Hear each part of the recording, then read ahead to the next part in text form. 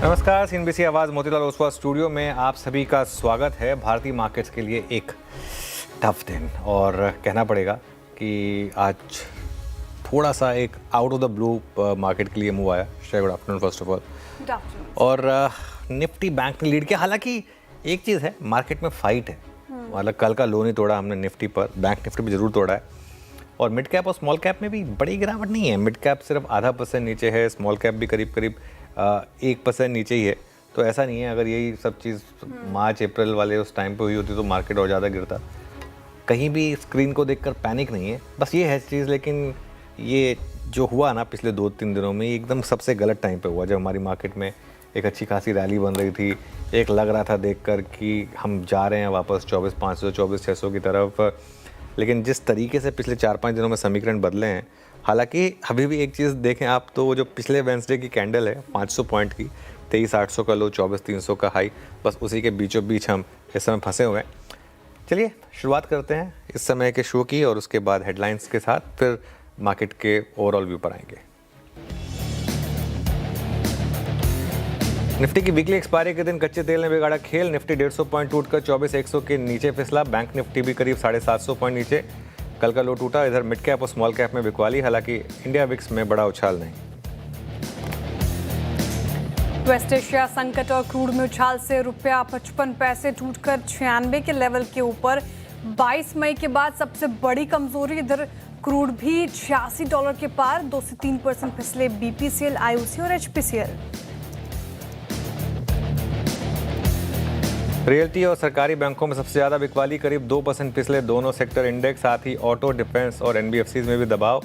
करीब 4% गिरावट के साथ एलटीएफ और श्रीराम फाइनेंस वायदा के टॉप लूजर्स में शामिल। हालांकि फार्मा और मेटल शेयरों में रौनक। आज के बिग स्टॉक्स और चार्ट जीपीटी पड़े सटीक। ब्लॉक विंडो में सौदे होने से दौड़ा बायोकॉन, करीब 8% चढ़कर बना हीरो ऑफ द डे। वहीं कच्चे तेल में उछाल से ऑयल इंडिया में भी खरीदारी, लेकिन सोने की कीमतों में गिरावट से मुथूट और मनप्पुरम में दबाव। उधर ChatGPT share Divi's lab करीब 3% उछलकर 52 हफ्तों की ऊंचाई पर। नतीजों के बाद एचसीएल टेक में मुनाफा वसूली। शेयर करीब 4% से ज़्यादा फिसल कर निफ्टी का टॉप लूजर बना। उधर अच्छे बिजनेस अपडेट से दौड़ा कॉनकोर, करीब 5% भागा। मेड इन इंडिया चिप को मिलेगा बड़ा बूस्ट। 1.25 लाख करोड़ रुपए के इंडिया सेमीकंडक्टर मिशन 2.0 का रास्ता साफ। सूत्रों के मुताबिक आईटी मंत्रालय जल्द लेगा कैबिनेट की मंजूरी। सीएनबीसी आवाज की एक्सक्लूसिव। नतीजों के लिहाज से कल अहम दिन। निफ्टी में शामिल एचडीएफसी लाइफ के आएंगे नतीजे। Q1 में 7% बढ़ सकता है एनुअल प्रीमियम इक्विवेलेंट। हालांकि value of new business margin पर दिख सकता है दबाव। साथ ही आईसीआईसीआई प्रू, एचडीएफसी, एएमसी समेत वायदा की 5 कंपनियों के नंबर्स का भी रहेगा इंतजार। ओके, चलिए फिर शुरुआत करेंगे आज के शो की।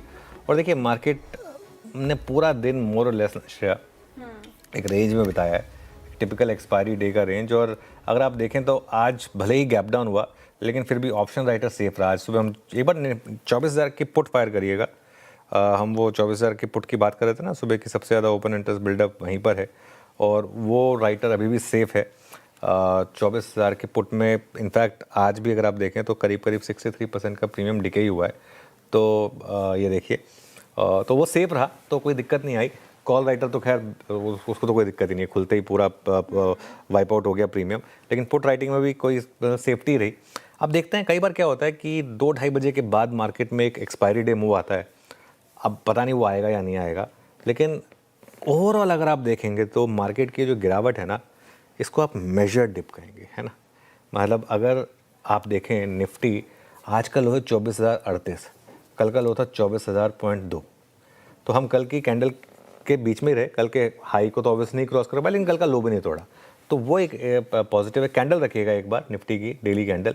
तो ये देखिए, ये जो आपको कैंडल दिख रही है, ये ग्रीन नहीं होनी चाहिए थी, रेड होनी चाहिए थी, बट ठीक है।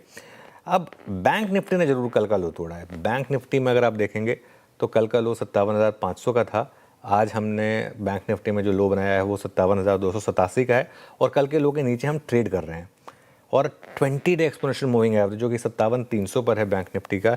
इनफैक्ट आज का लो एग्जैक्टली वही था, 20 डे एक्सपोनेंशियल मूविंग एवरेज वहीं पर हैं हम।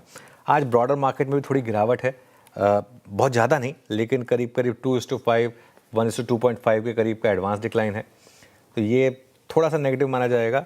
एक अच्छी चीज़ ये है कि इंडिया विक्स में कोई बहुत बड़ी तेज़ी नहीं है, मतलब अगर आप देखेंगे तो 3% ऊपर है इंडिया विक्स। हाईएस्ट पॉइंट पर भी 13.84 पर था और लो में तो काफ़ी नीचे आ गया था, तो वहाँ से भी कोई बहुत ज़्यादा कंसर्न नहीं है यहाँ पर। कच्चा तेल बस इस पर नज़र रखें, क्योंकि ये सुबह एक सेंस थी कि 85 पे थोड़ी रेजिस्टेंस आ रही थी, 86 के भी पार निकला। और रुपया, ये एक और चीज़ रहेगी जिस पर आपको नज़र रखनी होगी, डॉलर रुपी। फिर हम 96 के ऊपर आए हैं, और जैसे मैं कह रहा हूँ कि अब तक सिर्फ 4 बार हम 96 के ऊपर गए हैं, आज 5वीं बार है जब हम 96 के ऊपर आए हैं। ये थोड़ा सा मार्केट के लिए नेगेटिव है, लेकिन अगर आप मुझसे पूछेंगे आज सुबह के क्यूज़ देखकर कि क्या 2 बजे अगर ये मार्केट की सिचुएशन होगी, क्या बुल्स वुड मतलब सुबह कहते हैं कि हाँ ठीक है हमें चलेगा, आई थिंक ठीक है वो, मतलब इससे कहीं ख़राब हो सकता था, लेकिन उसके मुकाबले बेटर है। लेकिन ख़राब तो है मार्केट, एक्सपेक्टेशन से थोड़ा कम ख़राब है, लेकिन गिरावट है। निफ्टी, बैंक निफ्टी अगर आप देखें तो 707 अंकों की सबसे ज़्यादा गिरावट बैंक निफ्टी। और जो रेट सेंसिटिव स्पेसेस हैं, रियल्टी रखिएगा एक बार स्क्रीन पर, रियल्टी स्पेस लगभग ये पूरा इंडेक्स अगर आप देखें तो 2% नीचे है। ऑटोज़, PSU बैंक्स में सबसे ज़्यादा बिकवाली, तो बैंक्स, ऑटोज़ और रियल्टी ने आज काफ़ी ज़्यादा प्रेशर बनाया है। और जो डेडली कॉम्बिनेशन मार्केट पे भारी, एक तो $86 के आसपास ब्रेंट और 55 पैसे कमज़ोर आपको रुपए दिखाई देगा। लेकिन सर इंपॉर्टेंट चीज़ वही कि जो हम पिछले कुछ सत्रों से डिस्कस कर रहे हैं, हेज के साथ लॉन्ग बने रहे, क्या वही स्ट्रैटेजी आगे कंटिन्यू करना है? क्लोजिंग के लिहाज से कौन से लेवल्स इंपॉर्टेंट हो जाते हैं? हमने 24,050 का वो जो इंपॉर्टेंट लेवल था वो तो तोड़ दिया। इंट्राडे फ्रेश लो अगर आप देखें 24,038 है, तो क्लोजिंग के लिहाज से क्या इंपॉर्टेंट लेवल्स होंगे, कंसिडरिंग आज एक्सपायरी भी और जो 3 PM मूव जो रहता है वो अक्सर दिखाई देता है? देखिए, एक तो ना सबसे पहली चीज़ तो ये कि हमने कल का लो भले ही ना तोड़ा हो, लेकिन कल के मुकाबले आज सेशन ख़राब है। क्योंकि कल का लो 24,000 था बस, लेकिन वो कल का लो 915 पे बना। उसके बाद मार्केट का वन वे पॉजिटिव मूव था। आज मार्केट में वन वे पॉजिटिव मूव नहीं था, और आज वन वे पॉजिटिव ना होने के कारण भी है ना श्रेया। देखिए, अगर आप तो कच्चा तेल जिस तरीके से ऊपर भागा है, रुपया जिस तरीके से गिरा है, सेंटिमेंट जिस तरीके से ख़राब हुआ है, आई थिंक उस सब का कॉम्बिनेशन है। प्लस आज थोड़ी सी एक्सपायरी का भी फैक्टर है, तो ये सारे फैक्टर हैं। लेकिन मैं ये कहूँगा कि बाज़ार में ना घबराहट नहीं है, लोगों को फ्रस्ट्रेशन है। लेकिन मैं जितने भी लोगों से बात कर रहा हूँ ना, सबके दिमाग से ये निकल रहा है कि यार ये क्या है, इनको क्या पड़ी थी। अभी हमारे पोर्टफोलियो रिपेयर होने शुरू हुए थे, नहीं अभी हमारे पोर्टफोलियो रिपेयर होने शुरू हुए थे, अभी तो मार्केट में तेज़ी शुरू हुई थी, ये क्यों बेकार में ये सब जो ईरान और US है। अब विलन कौन है हमें नहीं पता, अब कई लोगों को ईरान विलन लगता है, कई लोगों को ट्रम्प साहब विलन लगते हैं, लेकिन जो भी है ये जो एक मार्केट के लिए एक रिस्क फैक्टर था ना, जो हट गया था, एटलीस्ट हमें लग रहा था कि एक रिस्क फैक्टर जो है वो हट गया है, वो अब मार्केट में वापस आ गया। तो ये तो है खैर क्लियरली। लेकिन अगर यही मार्च में हुआ होता तो निफ्टी करीब करीब 400 पॉइंट नीचे होता है, लेकिन अब कम से कम उतना नहीं है। ठीक है, बाजार में ना अब वो फियर फैक्टर नहीं है जो पहले था मार्च में। पहले क्या होता था, अभी ट्रम्प साहब कुछ भी बोलते थे आकर, या ईरान की तरफ से कोई भी स्टेटमेंट आती थी, आपका एकदम से ध्यान जाता था कि कहीं कुछ बहुत गलत तो नहीं बोल दिया, कुछ बहुत ज़्यादा नेगेटिव तो नहीं बोल दिया। अब कम से कम वो नहीं है यहाँ पर। ये रिस्क फैक्टर है, लेकिन वो फियर फैक्टर नहीं है। इसको आप दो तरीके से देख सकते हैं। ठीक है, और बाजार की यही सोच है कि ये जो मामला है ना, ये जल्दी सुलझेगा बेसिकली। और लेकिन एक रिस्क फैक्टर तो खुला है, ये जो ट्रम्प और ये जो है, ये एक रिस्क फैक्टर तो बिल्कुल खुला है। खैर, अगर देखें आप, ऐसे में जो बैंक निफ्टी है उसकी रैली ऑब्वियसली एक रिस्क पर है, और बैंक निफ्टी चला भी काफ़ी था एक्चुअली। तो ऐसे में बैंक निफ्टी का थोड़ा सा एक रैली का रिस्क आना वो जेन्युइन है। 20 डे बैंक निफ्टी पर अगर ये टूटा तो मुझे लग रहा है कि थोड़ा सा एक करेक्शन का रिस्क रहेगा, जो कि करीब करीब 57,300 पर है। तो इस समय ना थोड़ा सा पोजिशनल ट्रेड से बचें, ये एक मेरा एक व्यू रहेगा। और इंडेक्स में इस समय कुछ समय के लिए ना इंट्राडे रहे। अगर आपको पोजीशन कैरी करना ही है ना, अगर लगे कि नहीं मैं तो करूँगा ही करूँगा पोजीशन कैरी, लॉन्ग या शॉर्ट दोनों, तो आप हेज करके जाए। जैसे कल रात को हमने एक व्यू लिया था, कल दोपहर को हमने एक व्यू लिया था कि नहीं हेज जरूर करना है। आज एक्चुअली सुबह उस हेज नहीं बचाया होता। तो इसके लिए जहाँ तक इंडेक्स पर बात है, निफ्टी पर सपोर्ट रहेगा करीब करीब 23,950 से 24,000 का, और रेजिस्टेंस रहेगी करीब करीब 24,150 से 24,200।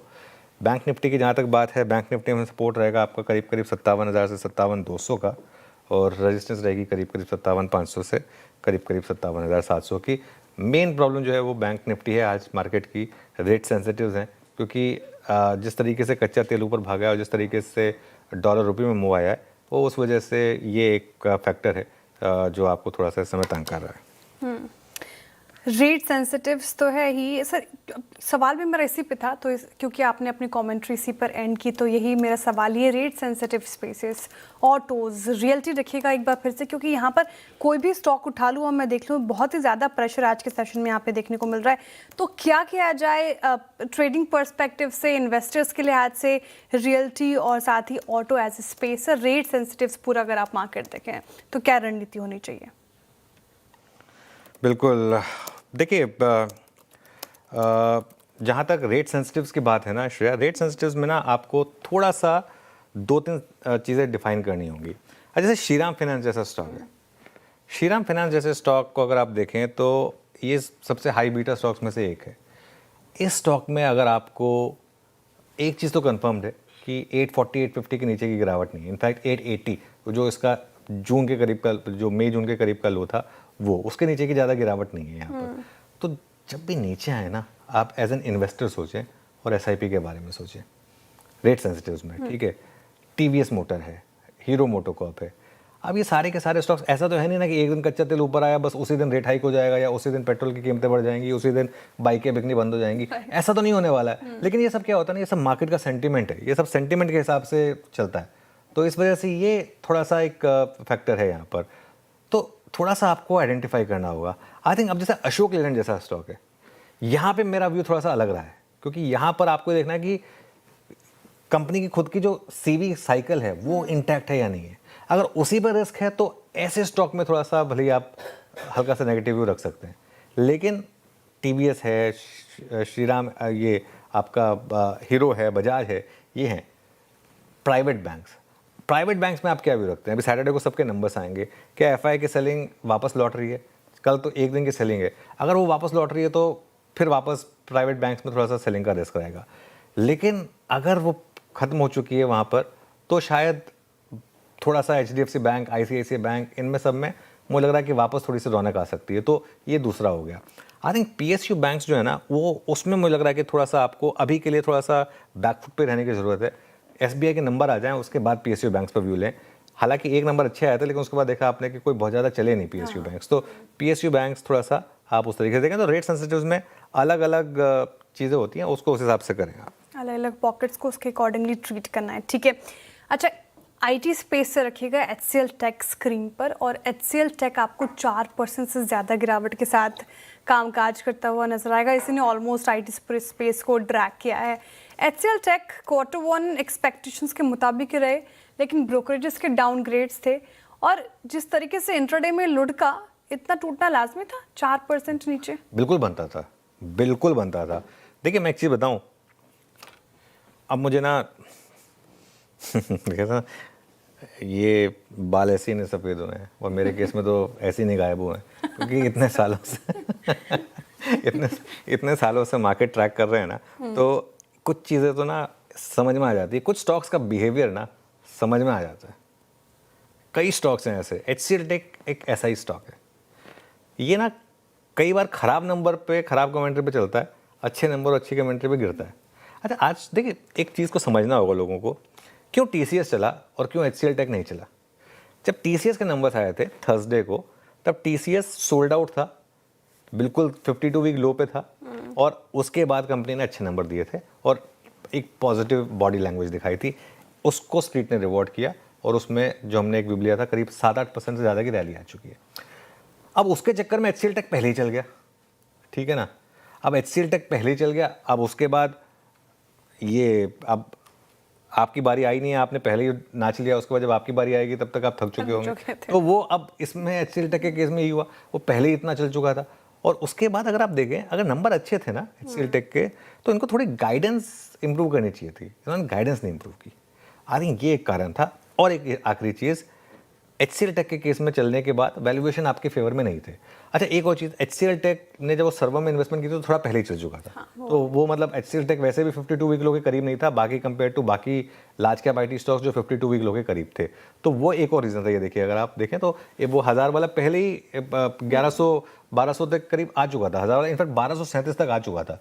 तो करीब करीब इसमें 20-22% की रैली हो चुकी थी पहले ही। तो ये रीज़न है। ये देखिए, जब भी आप किसी भी नंबर को देखें ना, हमेशा देखें पोजीशनिंग कैसी है, कितना चल चुका है, क्या एक्सपेक्टेशन थी, क्या वैल्यूएशन है, ये सब देखकर आपको वो करना चाहिए, तब सही होता है। वरना अदरवाइज ये थोड़ा सा एक रिस्क रहता है। तो इस वजह से मुझे लग रहा है कि आज HCL टेक जो है थोड़ा सा कम चला रिलेटिवली। चलिए काम करते हैं, रफ्तार के घोड़े और फिसड्डी स्टॉक्स की बात कर लेते हैं, उसके बाद फिर आगे बढ़ेंगे। कोई और सवाल तो नहीं था आपका? नहीं ना? नहीं। हाँ, तो बाद में चलिए बात करेंगे ना। चलिए, तो रफ्तार के घोड़े और फिसड्डी स्टॉक्स पर आते हैं। सबसे पहले रफ्तार के घोड़े स्टॉक्स डिस्कस करते हैं। हालांकि आज मार्केट थोड़ा वीक है। सबसे पहले बायोकॉन में अगर आप देखें तो माइलन की डील के बाद एक अच्छा मूव आया और क्लीन आउट ट्रेड थी।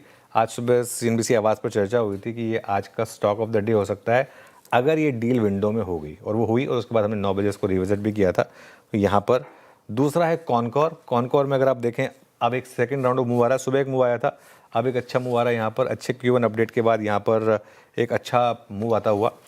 उसके अलावा अदानी पावर और अदानी ग्रीन, आज सुबह से अदानी ग्रुप स्टॉक्स में एक अच्छा मोमेंटम है। और आज सुबह हमने ये पिक भी किया था कि अदानी पावर में उस समय सुबह एक अच्छा मूव आया था कि कहीं ना कहीं एक सेलिंग एग्जॉशन है।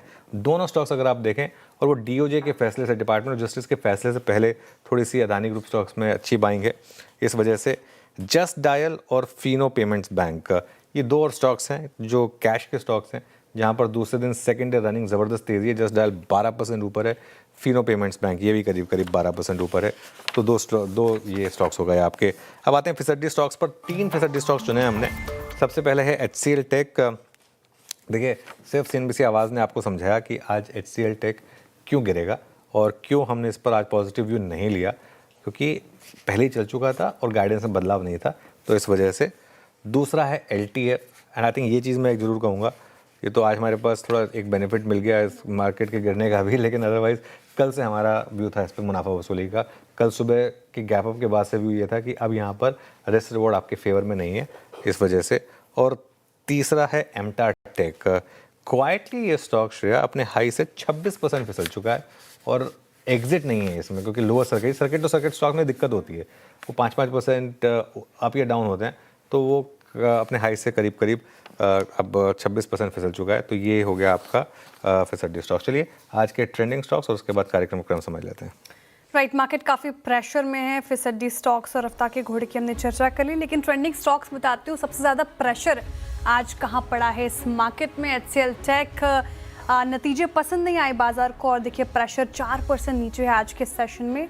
टॉप लूजर श्रीराम फाइनेंस पूरा रेट सेंसिटिव स्पेस प्रेशर में 3% नीचे ही नजर आएगा। HDFC लाइफ टूट गया 3% और इंटरग्लोब एविएशन क्रूड में उछाल, उसका बड़ा असर, लगभग 3% नीचे। वायदा में अगर आप देखें टाटा एलेक्साई 3.5%, IT स्पेस में प्रेशर। L&T फाइनेंस अभी चर्चा हो रही थी 3.5%, कल से मुनाफा वसूली का नजरिया था CNBC आवाज़ का। KPIT टेक अगेन 3% और ICICI प्रू AMC नितुज के बाद ये भी टूटता हुआ नजर आया है आज के सेशन में।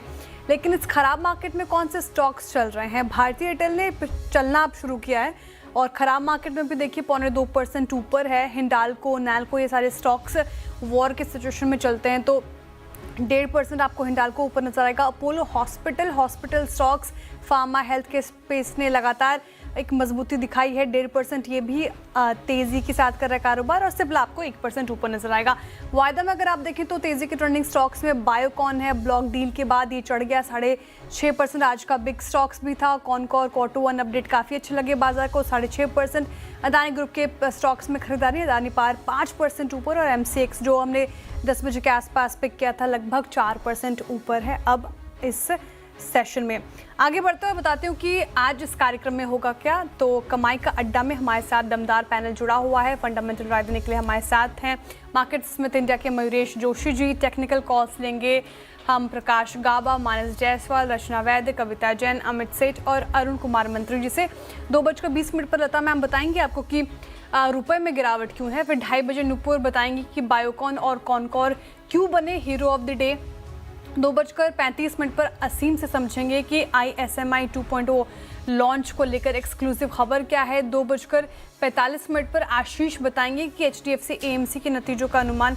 साथ ही यश से समझेंगे कैसे रहेंगे HDFC लाइफ और ICICI प्रूडेंशियल के नतीजे। साथ ही 2:50 पर सोनल बताएंगे आपको कि Q1 में कैसे रहेंगे केमिकल कंपनियों के नतीजे। 2:55 पे बिग मार्केट वॉइस में हमारे साथ जुड़ेंगे आनंद राठी, वेल्थ के ज्वाइंट CEO फिरोज अजीज जी। 3:10 पे अनुज से स्ट्रैटेजी। 3:15 पे डीलिंग रूम चेक और 3:20 पे होगा BTST STBT कॉल्स। चलिए पैनल तैयार है हमारा, तो ट्रेड्स की शुरुआत होगी। लेकर आई जरा एक बार पैनल को। गुड आफ्टरनून आप सभी को। और शुरुआत करते हैं। गाबा सर बताइए इस समय की आपकी trade.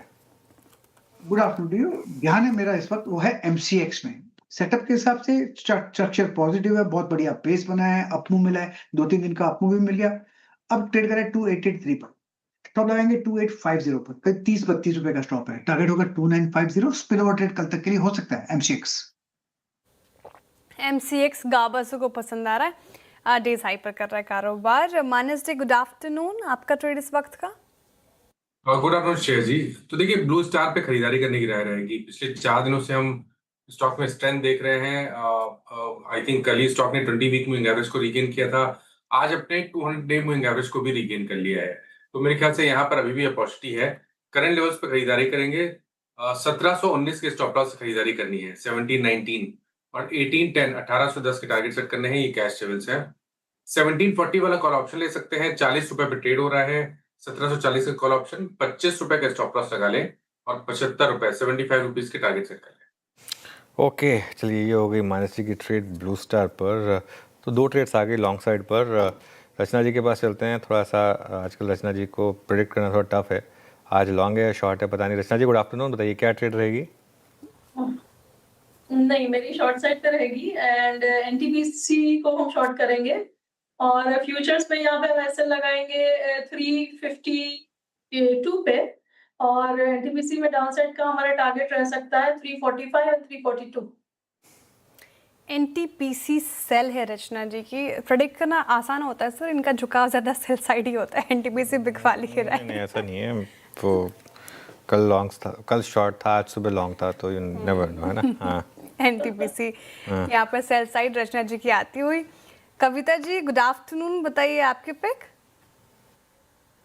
Very good afternoon Shreya, good afternoon everyone. Pharma से होगी और काफी स्ट्रॉन्ग सेटअप है डिविज लैब का। डिविज लैब ने अपने एक हॉरिजॉन्टल रेजिस्टेंस को सरपास किया है। अराउंड 6950 का स्ट्रॉन्ग रेजिस्टेंस, उससे सरपास करके एक अच्छे कैंडल के साथ आज क्लोजिंग देते हुए दिखता है। मुझे लगता है अंटिल काउंटर 6950 6980 के इन लेवल्स के ऊपर मेंटेन है। यहाँ पर एक बाय अपॉर्चुनिटी देखना चाहिए। इमीडिएट टारगेट 7350 7400 के। डिविज लैब ये आज सुबह हमने ChatGPT में भी लिया था। मानस की पिक थी आज सुबह ये। मानस की ट्रेड तो हो चुकी है, तो अमित जी के पास चलते हैं। अमित जी गुड आफ्टरनून, आपकी ट्रेड। जी good afternoon Anuj ji, good afternoon Shreya ji and everybody on the panel. Anuj ji long side में सन फार्मा रहेगा। सन फार्मा का स्ट्रक्चर कंटिन्यूअसली पॉजिटिव है। यहाँ पे हाई टॉप हाई बॉटम का फॉर्मेशन है। 2 दिन का यहाँ पे पॉज था। स्टॉक ने आज 10 डेमा टच करके वापस वहीं से अब एक अपथ्रस्ट जनरेट किया है। तो ओवरऑल पैटर्न्स यहाँ पॉजिटिव है। लगभग 1945 का प्राइस है, इसे बाय करना है। स्टॉप लॉस रहेगा 1925 का 1925 और टारगेट्स हमारे रहेंगे 1980 के। सन फार्मा पसंद आ रहे हैं मुझे को। अच्छी स्ट्रेंथ इस पूरे स्पेस में खरीदारी की राय इन स्तरों पर। टेक्निकल कॉल्स पूरे हो गए हैं। एक सेल साइड की ट्रेड आई है, बाकी सभी बाई साइड की ट्रेड है। रिकैप करती हूँ थोड़ी देर में, लेकिन उससे पहले इन्वेस्टमेंट आइडिया समझ रहे थे इस मार्केट में क्या हो आपका। मयूरेश जी हमारे साथ जुड़ते हुए। मयूरेश जी गुड आफ्टरनून, स्वागत है आपका कार्यक्रम में। बताइए सर आपका इन्वेस्टमेंट आइडिया। तो afternoon Shreya ji, afternoon Anuj ji, afternoon to everyone on the panel. बहुत ज्यादा चेंजेस किए नहीं है, मार्केट बहुत ज्यादा वॉलेटाइल है। तो न्यूलैंड लैब्स जो फार्मा स्पेस है काफी सेफ और सिक्योर लग रही है दिस जंक्चर। और हमें लगता है कि न्यूलैंड लैब्स का जो मॉडल है, आज जो ये मार्जिन पोज करते हैं 30 से 31% के आसपास, जो सीएमएस पोर्टफोलियो है यहाँ पे जो ये केटर करते हैं to the biggest formulation companies in the world, और जो इन्होंने पाइपलाइन बना के रखी है, आज अगर हम फेज 1, फेज 2, फेज 3, ये सारे आई थिंक जो फेजेस होते हैं एक फार्मास्यूटिकल कंपनी के लिए, यहाँ पे लगभग 98 और 99 का करके एक नंबर ऑफ ड्रग्स इनके पाइपलाइन में अक्रॉस वेरियस स्टेजेस, जो एक बहुत अच्छी रेवेन्यू विजिबिलिटी देता है। काफी कुछ की और नीश लॉन्चेस एक्सपेक्टेड है अगले कुछ क्वार्टर्स में। रॉ मटेरियल की मार इनको वेरी वेरी इजीली, और इसकी वजह से आई थिंक जो रिटर्न रेशियोज है, स्पेसिफिकली आरओईज जैसे हम देखते हैं, काफी तगड़े और स्ट्रॉन्ग है। हमें लगता है आई थिंक फार्मा एक सेफ बेट रहेगी, एक सिक्योर बेट रहेगी अर्निंग्स के हिसाब से। With like CDMO players at this current junction, हमें लगता है आई थिंक न्यूलैंड लैब्स के नतीजे काफी ठीक ठाक होने चाहिए। न्यूलैंड लैब नतीजे अच्छे होने चाहिए और इन्वेस्टमेंट पर्सपेक्टिव से ये काउंटर अच्छा लग रहा है। काफ़ी बार वकालत की है मयूरेश जी ने, तो ये काउंटर रहेगा रडार पर। टेक्निकल कॉल्स और इन्वेस्टमेंट आइडिया ले लिया हमने, और एक रिकैप कर देती हूँ। टारगेट और स्टॉप लॉस जॉट डाउन कर लीजिए। गाबासन ने M6 चुना है, शानदार है। इस पर्टिकुलर काउंटर में 2950 की टारगेट देख रहे हैं, 2850 का स्टॉप लॉस लगाना है। माइनस जी कह रहे हैं कि ब्लू स्टार के साथ जाएंगे, स्ट्रेंथ है। और इनफैक्ट आज हमने इसको लिया था मेक और ब्रेक जोन में, और ब्लू स्टार देखिए आप 1810 के टारगेट है, 1719 का स्टॉप लॉस लगाना है। साथ ही आप चाहे तो 1740 की कॉल ऑप्शन में पार्टिसिपेट भी कर सकते हैं। 25 का स्टॉप लॉस लगाइए और 75 के टारगेट एक्सपेक्टेड है। रचना जी एक लॉ 30 सेल साइड की तरफ है, और एनटीपीसी उन्होंने बिकवाली की राय रखी है फ्यूचर्स में। 345 342 की टारगेट, 352 का स्टॉप लॉस लगाना है। कविता जी जा रहे हैं डिविस लैब के साथ, और ये हमारा आज का चार्ट जीपीटी भी था। शानदार मूव्स यहाँ पे 7350 7400 तक की टारगेट एक्सपेक्टेड है। 6950 का स्टॉप लॉस लगाना है। अमित जी ने इसी स्पेस से सन फार्मा चुना है, जहां पर शानदार मूव्स आज के सेशन में 1980 की टारगेट के लिए आप इसे देखें, 1925 का स्टॉप लॉस मेंटेन कीजिए। और आखिर में मयूरेश जी ने चुना है न्यूलैंड लैब, जहां पर अच्छे नतीजे की उम्मीद, और साथ ही अगर आप देखें तो काफ़ी साउंड नज़र आ रहा है फंडामेंटली भी। Pharma as a space, sir market खुलने से पहले आज हमने बताया था कि फार्मा स्पेस रहेगा रेडार पर, और पिछले कुछ सत्रों से कमज़ोर मार्केट में भी इस स्पेस ने मजबूती दिखाई है। जिन्होंने फार्मा स्पेस में वो रैली मिस की, क्या इन लेवल्स पर भी वो देखी पोर्टफोलियो का कितना बड़ा हिस्सा होना चाहिए स्पेस को लेकर अभी फिलहाल क्या बन रहा है? देखिए श्रेया, मैं आपके सवाल का जवाब दूंगा, लेकिन इससे पहले एक और इंटरेस्टिंग एंगल डाल देते हैं इसमें, डॉलर रुपये का, क्योंकि मेरा जो जवाब है ना वो उससे रिलेटेड है एक्चुअली। डॉलर रुपये आज फिर देखें तो 96.22 पर है, और 4 बार ही सिर्फ हमने 96 के ऊपर क्लोज दिए हैं। आज शायद 5वां मौका होगा जिसमें हम 96 के ऊपर की क्लोज देने वाले हैं।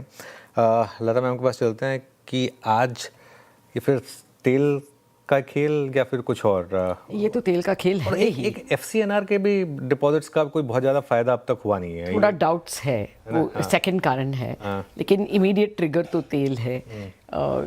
ये मार्केट इसके लिए प्रिपेयर्ड नहीं था कि 85 जाएं। थोड़े बहुत तू मैं हो ही रहा था, तो विद इन 80 अगर 70 के डेसिमल पे होता तो मार्केट शायद इत्मीनान से इसको ले लेता। ये 85 से कई सारे स्टॉप लॉसेस ट्रिगर हो गए हैं। पहले नंबर्स बता दूं, जुलाई 10 को जब हम ट्रेडिंग ख़त्म किए तभी 95.3 था। उसके बाद ये वीकेंड ब्लॉकेड वापस अनाउंस किया गया, प्रेसिडेंट ट्रंप ने अनाउंस किया, और उसके बाद मंडे को हमने 0.3% फॉल देखा, और आज 0.66 से ऊपर है, 0.62। सो एक 1% का फॉल हो गया है। This makes us one of the worst performing currencies. ये 2 दिन, ये हफ्ते के लिए हम बैड परफॉर्मेंस है, क्योंकि हम अल्ट्रा स्ट्रॉन्ग परफॉर्मेंस दिए last 1 month from June 5 to July 10। हमारा बहुत बेहतरीन परफॉर्मेंस था, क्योंकि ये FCNR डिपॉजिट्स के आने का बहुत एक्साइटमेंट था, इंतज़ार था, और 94.50 भी हमें देखने को मिला। इससे क्या हुआ, एक तरह से रिवर्स हो गया positions, totally pro rupee and short dollar. सारे इंपोर्टर्स ने अपने हेजेस निकाल दिए, they were not buying forward dollars, और एक्सपोर्टर्स फॉरवर्ड डॉलर्स जल्दी में मतलब forward sales of their dollars करने लगे और ये 48 घंटों में पूरा ट्रेड रिवर्स हो गया.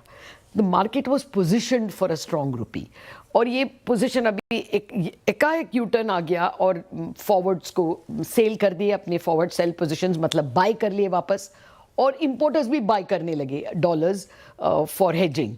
इसके वजह से बहुत अचानक 0.6%, 0.65% का रुपये में गिरावट है.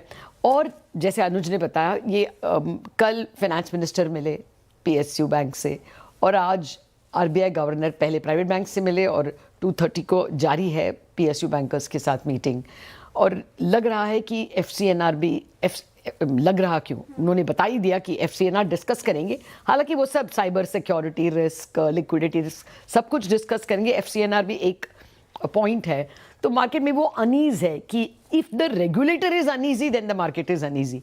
बट लॉजिकली जब आप बैंकर से बात करेंगे सब लोग यही बोलेंगे कि जब 5 ईयर के कोई डिपॉजिट डालेगा तो एन वक्त पर वेट करेगा ना कि you know if the banker gets tired and raises the deposit कि 7 का हमको 7.1 मिले या HDFC जैसे बैंक्स जो 6 क्वार्टर या ऐसे लेवल पे हैं वो हमको 6.5 दें. इसी लोग इंतज़ार ही करेंगे. सबको पहले से पता था कि ये अगस्त एंड और सितंबर का फ्लोज है, ये अभी का फ्लोज नहीं है. बट ये मीटिंग्स जब होते हैं और जब already you are in a pessimistic mould because ये क्रूड प्राइसेस के शॉक धक्का लग गया $85 का, उसके वजह से सब चीज़ पेसिमिस्टिक नज़र आने लगता है. तो ये मीटिंग्स भी सब लोग पेसिमिस्टिक नज़रिए से देख रहे हैं. चलिए बिल्कुल इस समय करेंसी में वीकनेस है एक्चुअली. अगर आप देखें बहुत कुछ फेंका गया इसके ऊपर लेकिन उसके बावजूद रिकवरी नहीं आई है. और इस बीच में कच्चा तेल $87 क्रॉस कर रहा है और $87 और इसका एक इम्पैक्ट करेंसी पर वापस 96.21 इस समय. और बैंक निफ्टी फिर करीब करीब 700 पर नीचे. शुक्रिया था मैम इस अपडेट के लिए. जो पॉइंट मैं रेस कर रहा था ना, अगर आप देखें फार्मा पर हमारा व्यू काफ़ी समय से पॉजिटिव इसलिए भी रहा है क्योंकि देखिए जो एक करेंसी ट्रेड है उसके लार्जली 2 बेनिफिशियरी होते हैं एक्सपोर्टर्स में, एक IT एक फार्मा. लेकिन IT में अब तक एटलीस्ट अब तक पिछले हफ्ते तक बहुत नेगेटिव व्यू था, तो कोई बहुत ज़्यादा पैसा जा नहीं रहा था, तो वो पैसा फार्मा में जा रहा था. ये एक और रीज़न था कि फार्मा अच्छा कर रहा था. और फार्मा से आप एक्सपेक्ट कर रहे हैं, फार्मा में तो AI का डिसरप्शन नहीं है, दवाई लेनी है तो लेनी है, तो उसमें तो आप कुछ कर नहीं सकते. तो इस वजह से फार्मा इनफैक्ट इस समय एक इकलौता फार्मा ही सेक्टर है जिसमें एक वन वे बुल मार्केट है. अगर आप पिछले 3 महीने का फार्मा का चार्ट उठा के देखेंगे ना, कभी भी ये चार्ट आपको ब्रोकन नहीं दिखाई देगा. फार्मा देख लें, हेल्थ केयर देख लें, ये देखिए ये क्लीन चार्ट है. ये इस तरीके के चार्ट में ना मज़ा आता है. ये डिप्स आई हैं, ऐसा नहीं कि डिप नहीं आई है, लेकिन ट्रेंड नहीं ख़त्म हुआ है. और डिप में अगर आप बाय कर रहे हैं तो आप एक रीजनेबल कॉन्फिडेंस के साथ बाय कर रहे हैं कि हाँ यहाँ पर मार्केट आपको बेल आउट करेगा. जैसे एक एग्जांपल देता हूँ आपको, लुपिन का 3 महीने का चार्ट देखिए या लॉरस लैब्स का 3 महीने का चार्ट देखिए. लुपिन है अब जैसे 3 महीने का चार्ट है ये लुपिन का. एक डिप आई थी उसमें, आई थिंक कुछ न्यूज़ थी उसकी वजह से आई थी वो, लेकिन उसमें 2200 से 1 वे रैली है. लॉरस देखिए 3 महीने में 43%. FNO का स्टॉक है ये, ज़्यादा लोग बात भी नहीं करते हैं इसकी. असल में क्या होता है ना, कई स्टॉक्स का लग ही ऐसा होता है, हम उनको उतना क्रेडिट देते नहीं हैं. अब यही अगर 3 महीने में 43% अगर वोडाफोन आइडिया मूव आया होता ना, सब चिल्ला के बोल रहे होते, गा रहे होते, सब कर रहे होते. लॉरस लैब्स क्वाइटली मूव कर रहा है तो इसके लिए अब आई थिंक हमने कितनी बार उसको ChatGPT स्पॉटलाइट में लिया होगा. 1000 पे लिया होगा, 1100 पे लिया होगा, 1300 पे लिया होगा, 1400 पे लिया होगा, 1500 पे लिया होगा, हर लेवल पे लिया और हर लेवल से वहाँ पे पैसा बन के दिया. तो आई थिंक फार्मा में इस समय वो मोमेंटम है जो आपको कैरी कर रहा है. मीनवाइल निफ्टी अब थोड़ा सा वापस डे लो की तरफ आ रहा है, 24,050 पर आ रहा है इस समय, तो थोड़ा सा ध्यान रखें. और ये इस समय एक बार निफ्टी का कंट्रीब्यूशन रखेंगे प्लीज़ ज़रा. आई थिंक डे लो 24,038 है, अब देखते हैं हम उसे क्रॉस करेंगे या नहीं. अभी 229 ही हुआ है. और LNT 28 point, SBI 22 point. LNT रखिए एक बार ज़रा, इंट्राडे दिखाएंगे ज़रा एक बार LNT में क्या हो रहा है. और इस पर एक व्यू लेना चाहूँगा. कविता जी एक बार LNT का चार्ट देखिए, 2% नीचे. क्या शॉर्ट है यहाँ पर या फिर risky? See, Larsen & Toubro as of now 3848 पर है. अगर आप एवरेज क्लस्टर देखें तो ये अपना 50 वेमा तोड़ते हुए दिखता है काउंटर. मुझे लगता है जब तक काउंटर 3889 3900 के लेवल के नीचे भी ट्रेड कर रहा है तब तक प्रेशर बना हुआ रह सकता है काउंटर पर। डाउनसाइड ओपन दिखता है 3600 का। LNT पर ये फिलहाल व्यू और डाउनसाइड रिस्क नजर आ रहा है। जब भी वॉर सिचुएशन एस्केलेट होती है और उस पर्टिकुलर काउंटर पर डेंट तो पड़ता है। अब हमारे साथ शो में अरुण कुमार मंत्री जी भी जुड़ रहे हैं। अरुण जी, गुड आफ्टरनून और स्वागत है आपका कार्यक्रम में। मार्केट में प्रेशर है, ऐसे में कौन सा स्टॉक ट्रेड के लिए सुझाएंगे आप? जी Shreya ji, good afternoon and good afternoon to the panel. जैसा कि डिस्कशन हो रहा था Shreya ji, pharma health care दोनों में ही पॉजिटिव रुझान है, तो अपोलो हॉस्पिटल को खरीदने की सलाह है। एक अच्छा रिवर्सल चार्ट पे देखने को मिला है। 4 दिन की जो तेजी है उसमें 4 दिन की जो डिप थी उसको वापस रिवर्स किया है और आज तेजी देखने को मिल रही है। तो 8885 के आसपास बाई करें। 8815 का स्टॉप लॉस रहेगा। 8994 तक के टारगेट्स पोजिशनल बेसिस के हिसाब से अपोलो हॉस्पिटल में आ सकते हैं। तो करंट लेवल पे खरीदें, 8815 का स्टॉप लॉस लगाएं और 8995 तक के टारगेट स्टॉक में देखने को मिलेंगे। ओके, चलिए रुपया इसमें बहुत ज़्यादा कमज़ोरी आ रही है अब, और डे लो पर आ चुके हैं हम डॉलर रुपये पर 96.23। लो कितना हमारा 96.96, ऑल टाइम लो जो है वो 96.96 है। इजी टू रिमेंबर है ना 96.96, तो होपफुली वो ना टूटे क्योंकि फिर नई मशक्क़त करनी पड़ेगी नया लो याद रखने के लिए। अभी तक 96.96 है। चलिए अब बात करते हैं, इस ख़राब मार्केट में भी दो आज के हीरो हैं, बायोकॉन और कॉनकोर। दोनों F&O के टॉप गेनर्स हैं। क्यों भला, नूपुर से समझते हैं। नूपुर बताइए, दोनों में आज क्यों आए इतने बड़े मूव्स? बिल्कुल, खबरों के चलते दोनों स्टॉक्स फोकस में है। बायोकॉन जहां पे क्लीन अप ट्रेड होती हुई दिखी है, माइलन का जितना स्टेक बचा था वो पूरा एग्जिट हो चुका है। सुबह ब्लॉक डील हुई थी, करीबन 3680 करोड़ के आसपास की माइलन ने अपनी पूरी जो बची हुई 5.64% हिस्सेदारी थी वो अब बेच दी है। जो जितनी भी सप्लाई का दबाव था पिछले कुछ समय में देखने को मिला था वो पूरा ओवरहैंग अब खत्म हो चुका है। इस साल इनफैक्ट कंपनी ने 4150 करोड़ QIP के जरिए उठाई भी है, जिसका बड़ा हिस्सा बायोकॉन बायोलॉजिक्स में जो माइलन की हिस्सेदारी है उसे खरीदने में और जो डेट के कंसर्न है उसके रीपेमेंट के लिए इस्तेमाल भी किया था। तो फंडामेंटल तौर पे सप्लाई के तौर पे देखें, जो दबाव यहाँ पर निकल के आ रहा था सप्लाई ओवरहैंग को लेकर बड़े सेलर की वजह से, वो अब पूरी तरह से खत्म होता हुआ नजर आ रहा है। दूसरा बड़ा पॉइंट है जिसकी वजह से स्टॉक में एक अच्छा खासा मोमेंटम देखने को मिल रहा है। ब्रोकरेज का मानना है कि स्टॉक जो है MSCI अभी फिलहाल MSCI के स्मॉल कैप इंडेक्स में वो अपग्रेड होके MSCI स्टैंडर्ड इंडेक्स में जाने की यहाँ से संभावना निकल के आती है। जो प्राइस रेंज जिस पर खरीदारी देखने को मिल सकती है इनफ्लोज के चलते वो 440 से 445 रुपए के आसपास रह सकती है। और अगर ये अपग्रेड होता है स्मॉल कैप से स्टैंडर्ड में MSCI स्टैंडर्ड इंडेक्स में, तो करीबन $260 मिलियन का इनफ्लो यहाँ पर आते हुए नजर आ सकता है। इनफैक्ट मैनेजमेंट की जो गाइडेंस है, काफ़ी सारे मीडिया रिपोर्ट सजेस्ट कर रही है कि काफ़ी स्ट्रॉन्ग गाइडेंस यहाँ पर आने वाले समय में देखने को मिल सकती है। मैनेजमेंट का कहना है कि हाई कॉस्ट फाइनेंस का जो बोझ था वो खत्म होते हुए नजर आ रहा है।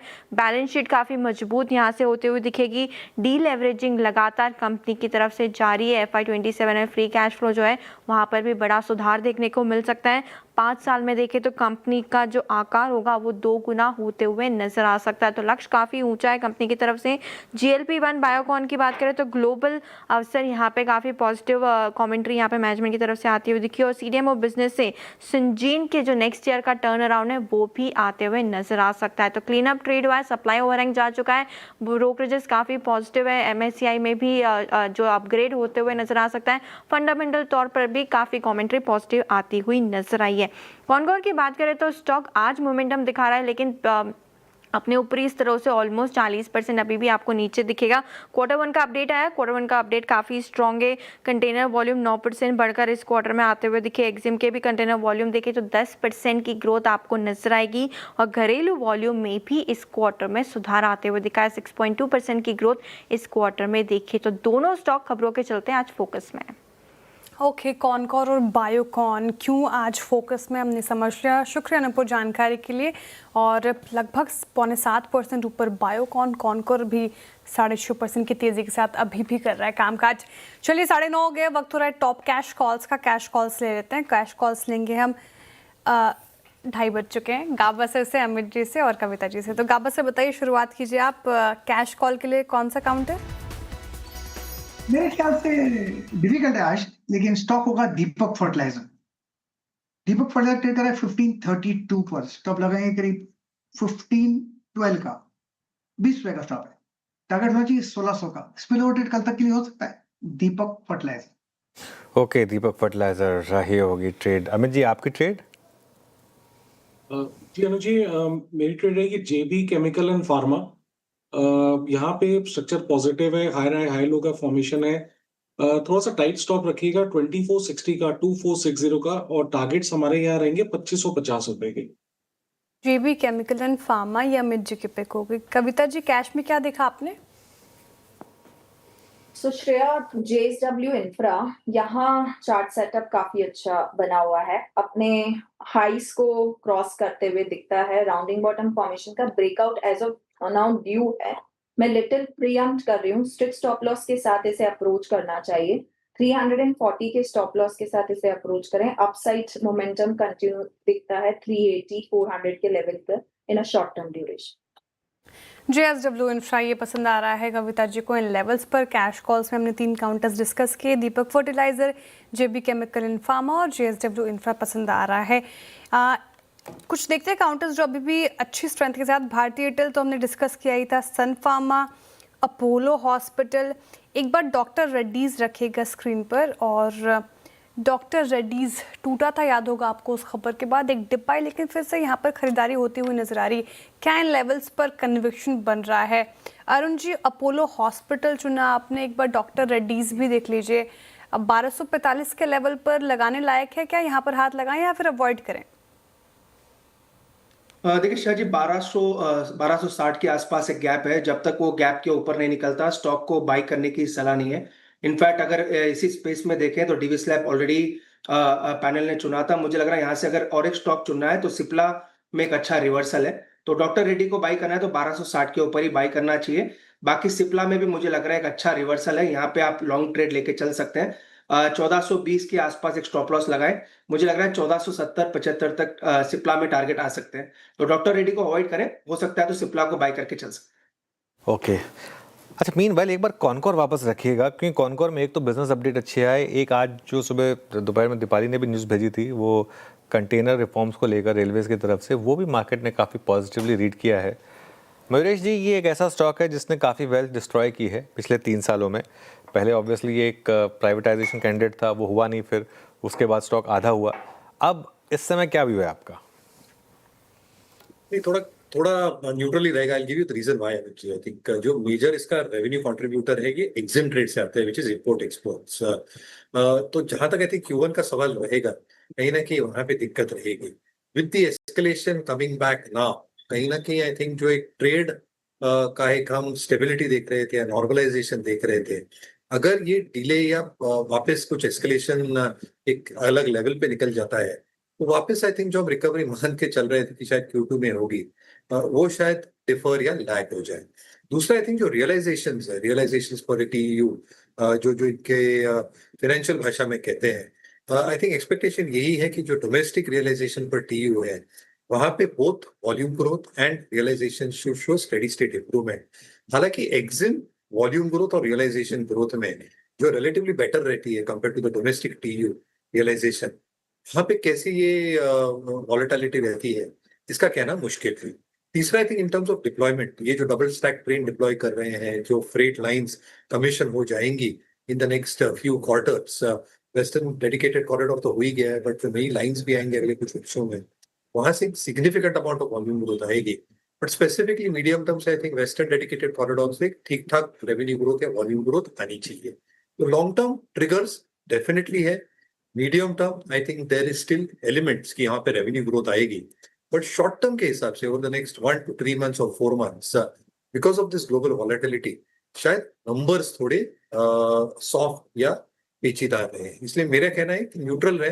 Let's see how this quarter goes and then probably take a call on the numbers at the.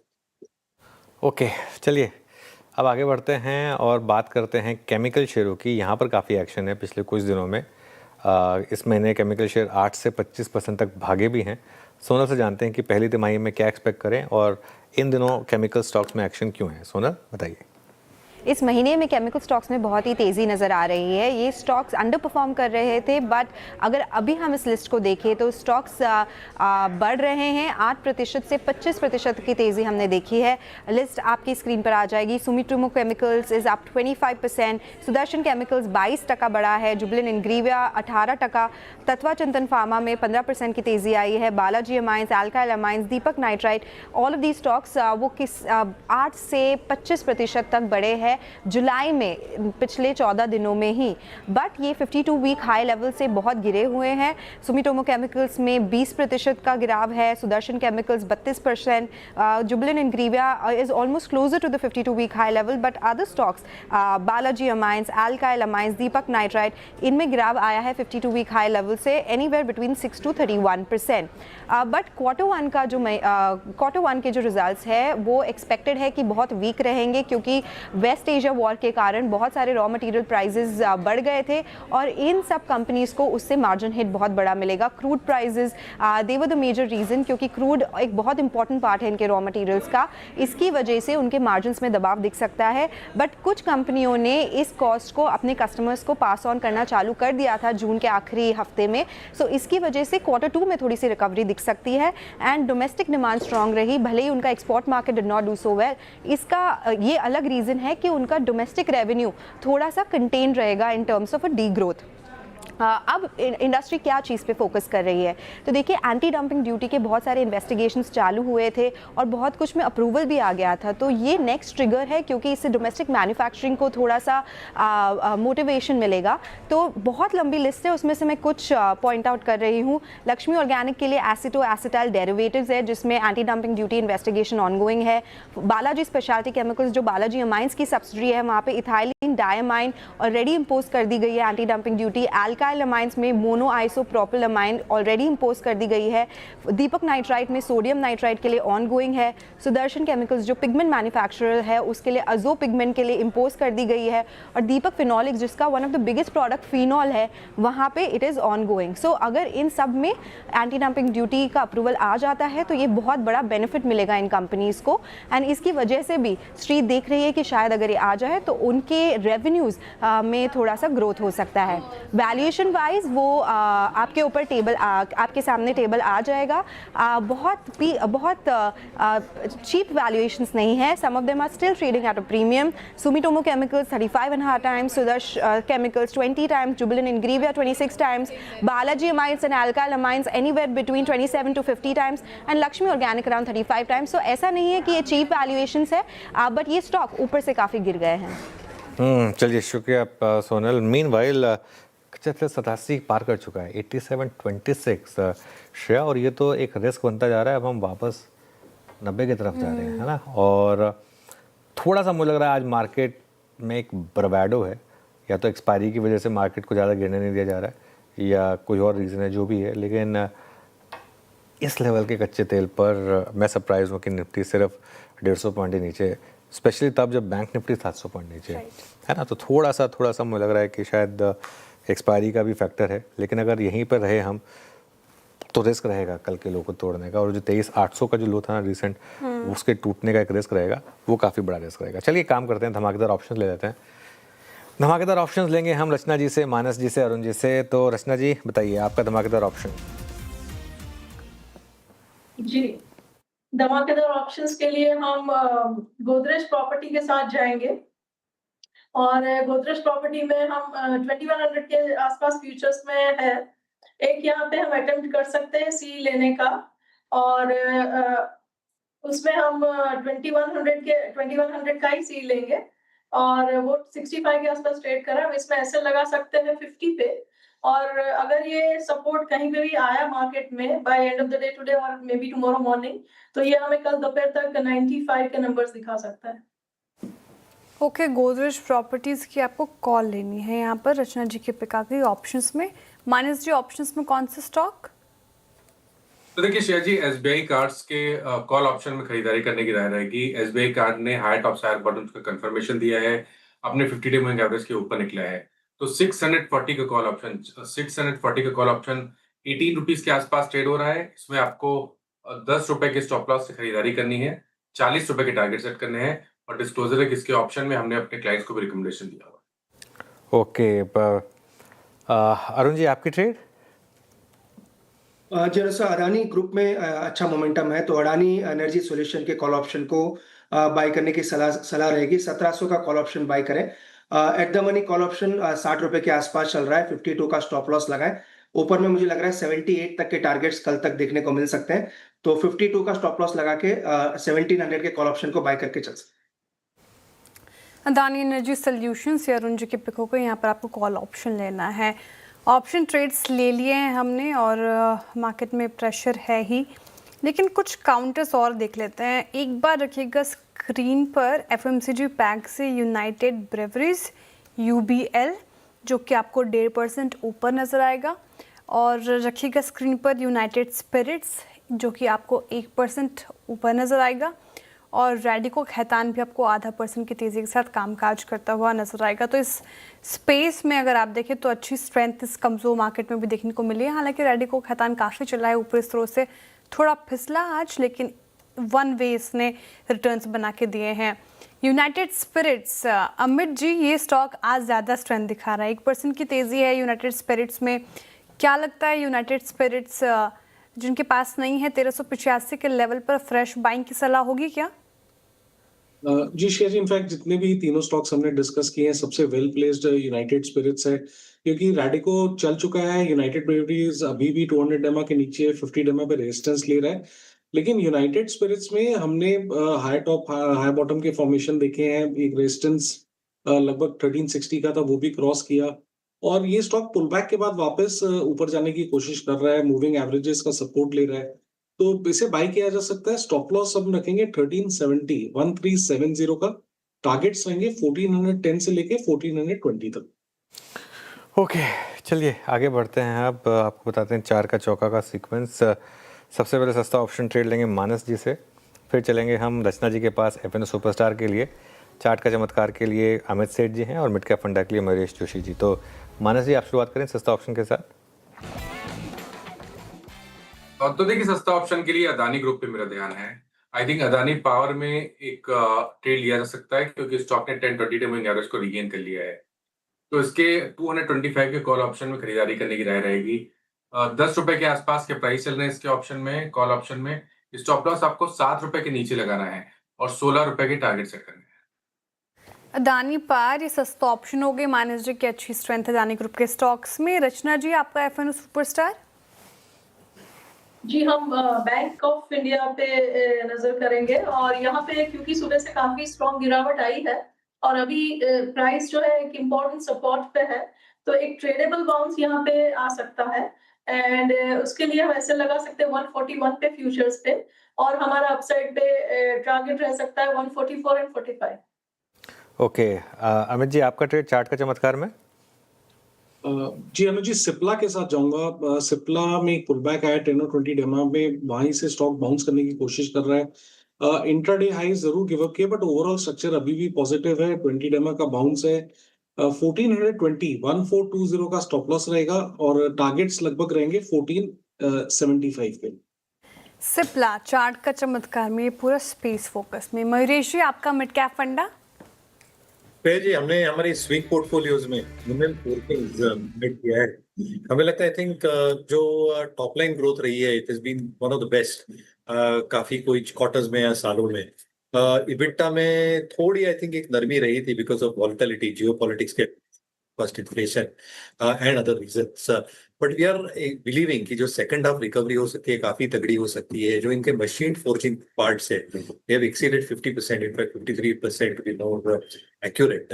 Export market में जो एक प्रोपोर्शन है वहां पे एक सिग्निफिकेंट इजाफा देखने मिला है in the past few quarters, और भी ज्यादा बढ़ती जाएगी in the next few quarters as well, which makes us again believe कि जो बैलेंस शीट ग्रोथ रह सकती है स्टेडी स्टेट रह सकती है। जो इबिटा मार्जिन से 19-20% के क्लोज करते हैं, सेकंड हाफ में शायद 20% के ऊपर निकल जाए, और इसलिए ऑपरेटिंग लेवरेज, रिटर्न रेशियोज काफी स्ट्रॉन्ग। इसी की वजह से मुझे लगता है आई थिंक MM4 एक अच्छा विकल्प रह सकता है। We're looking at a potential 15-18% upside, और क्योंकि स्विंग ट्रेड है इसमें एक स्टॉप लॉस हमने रखा है 487 रुपीस का।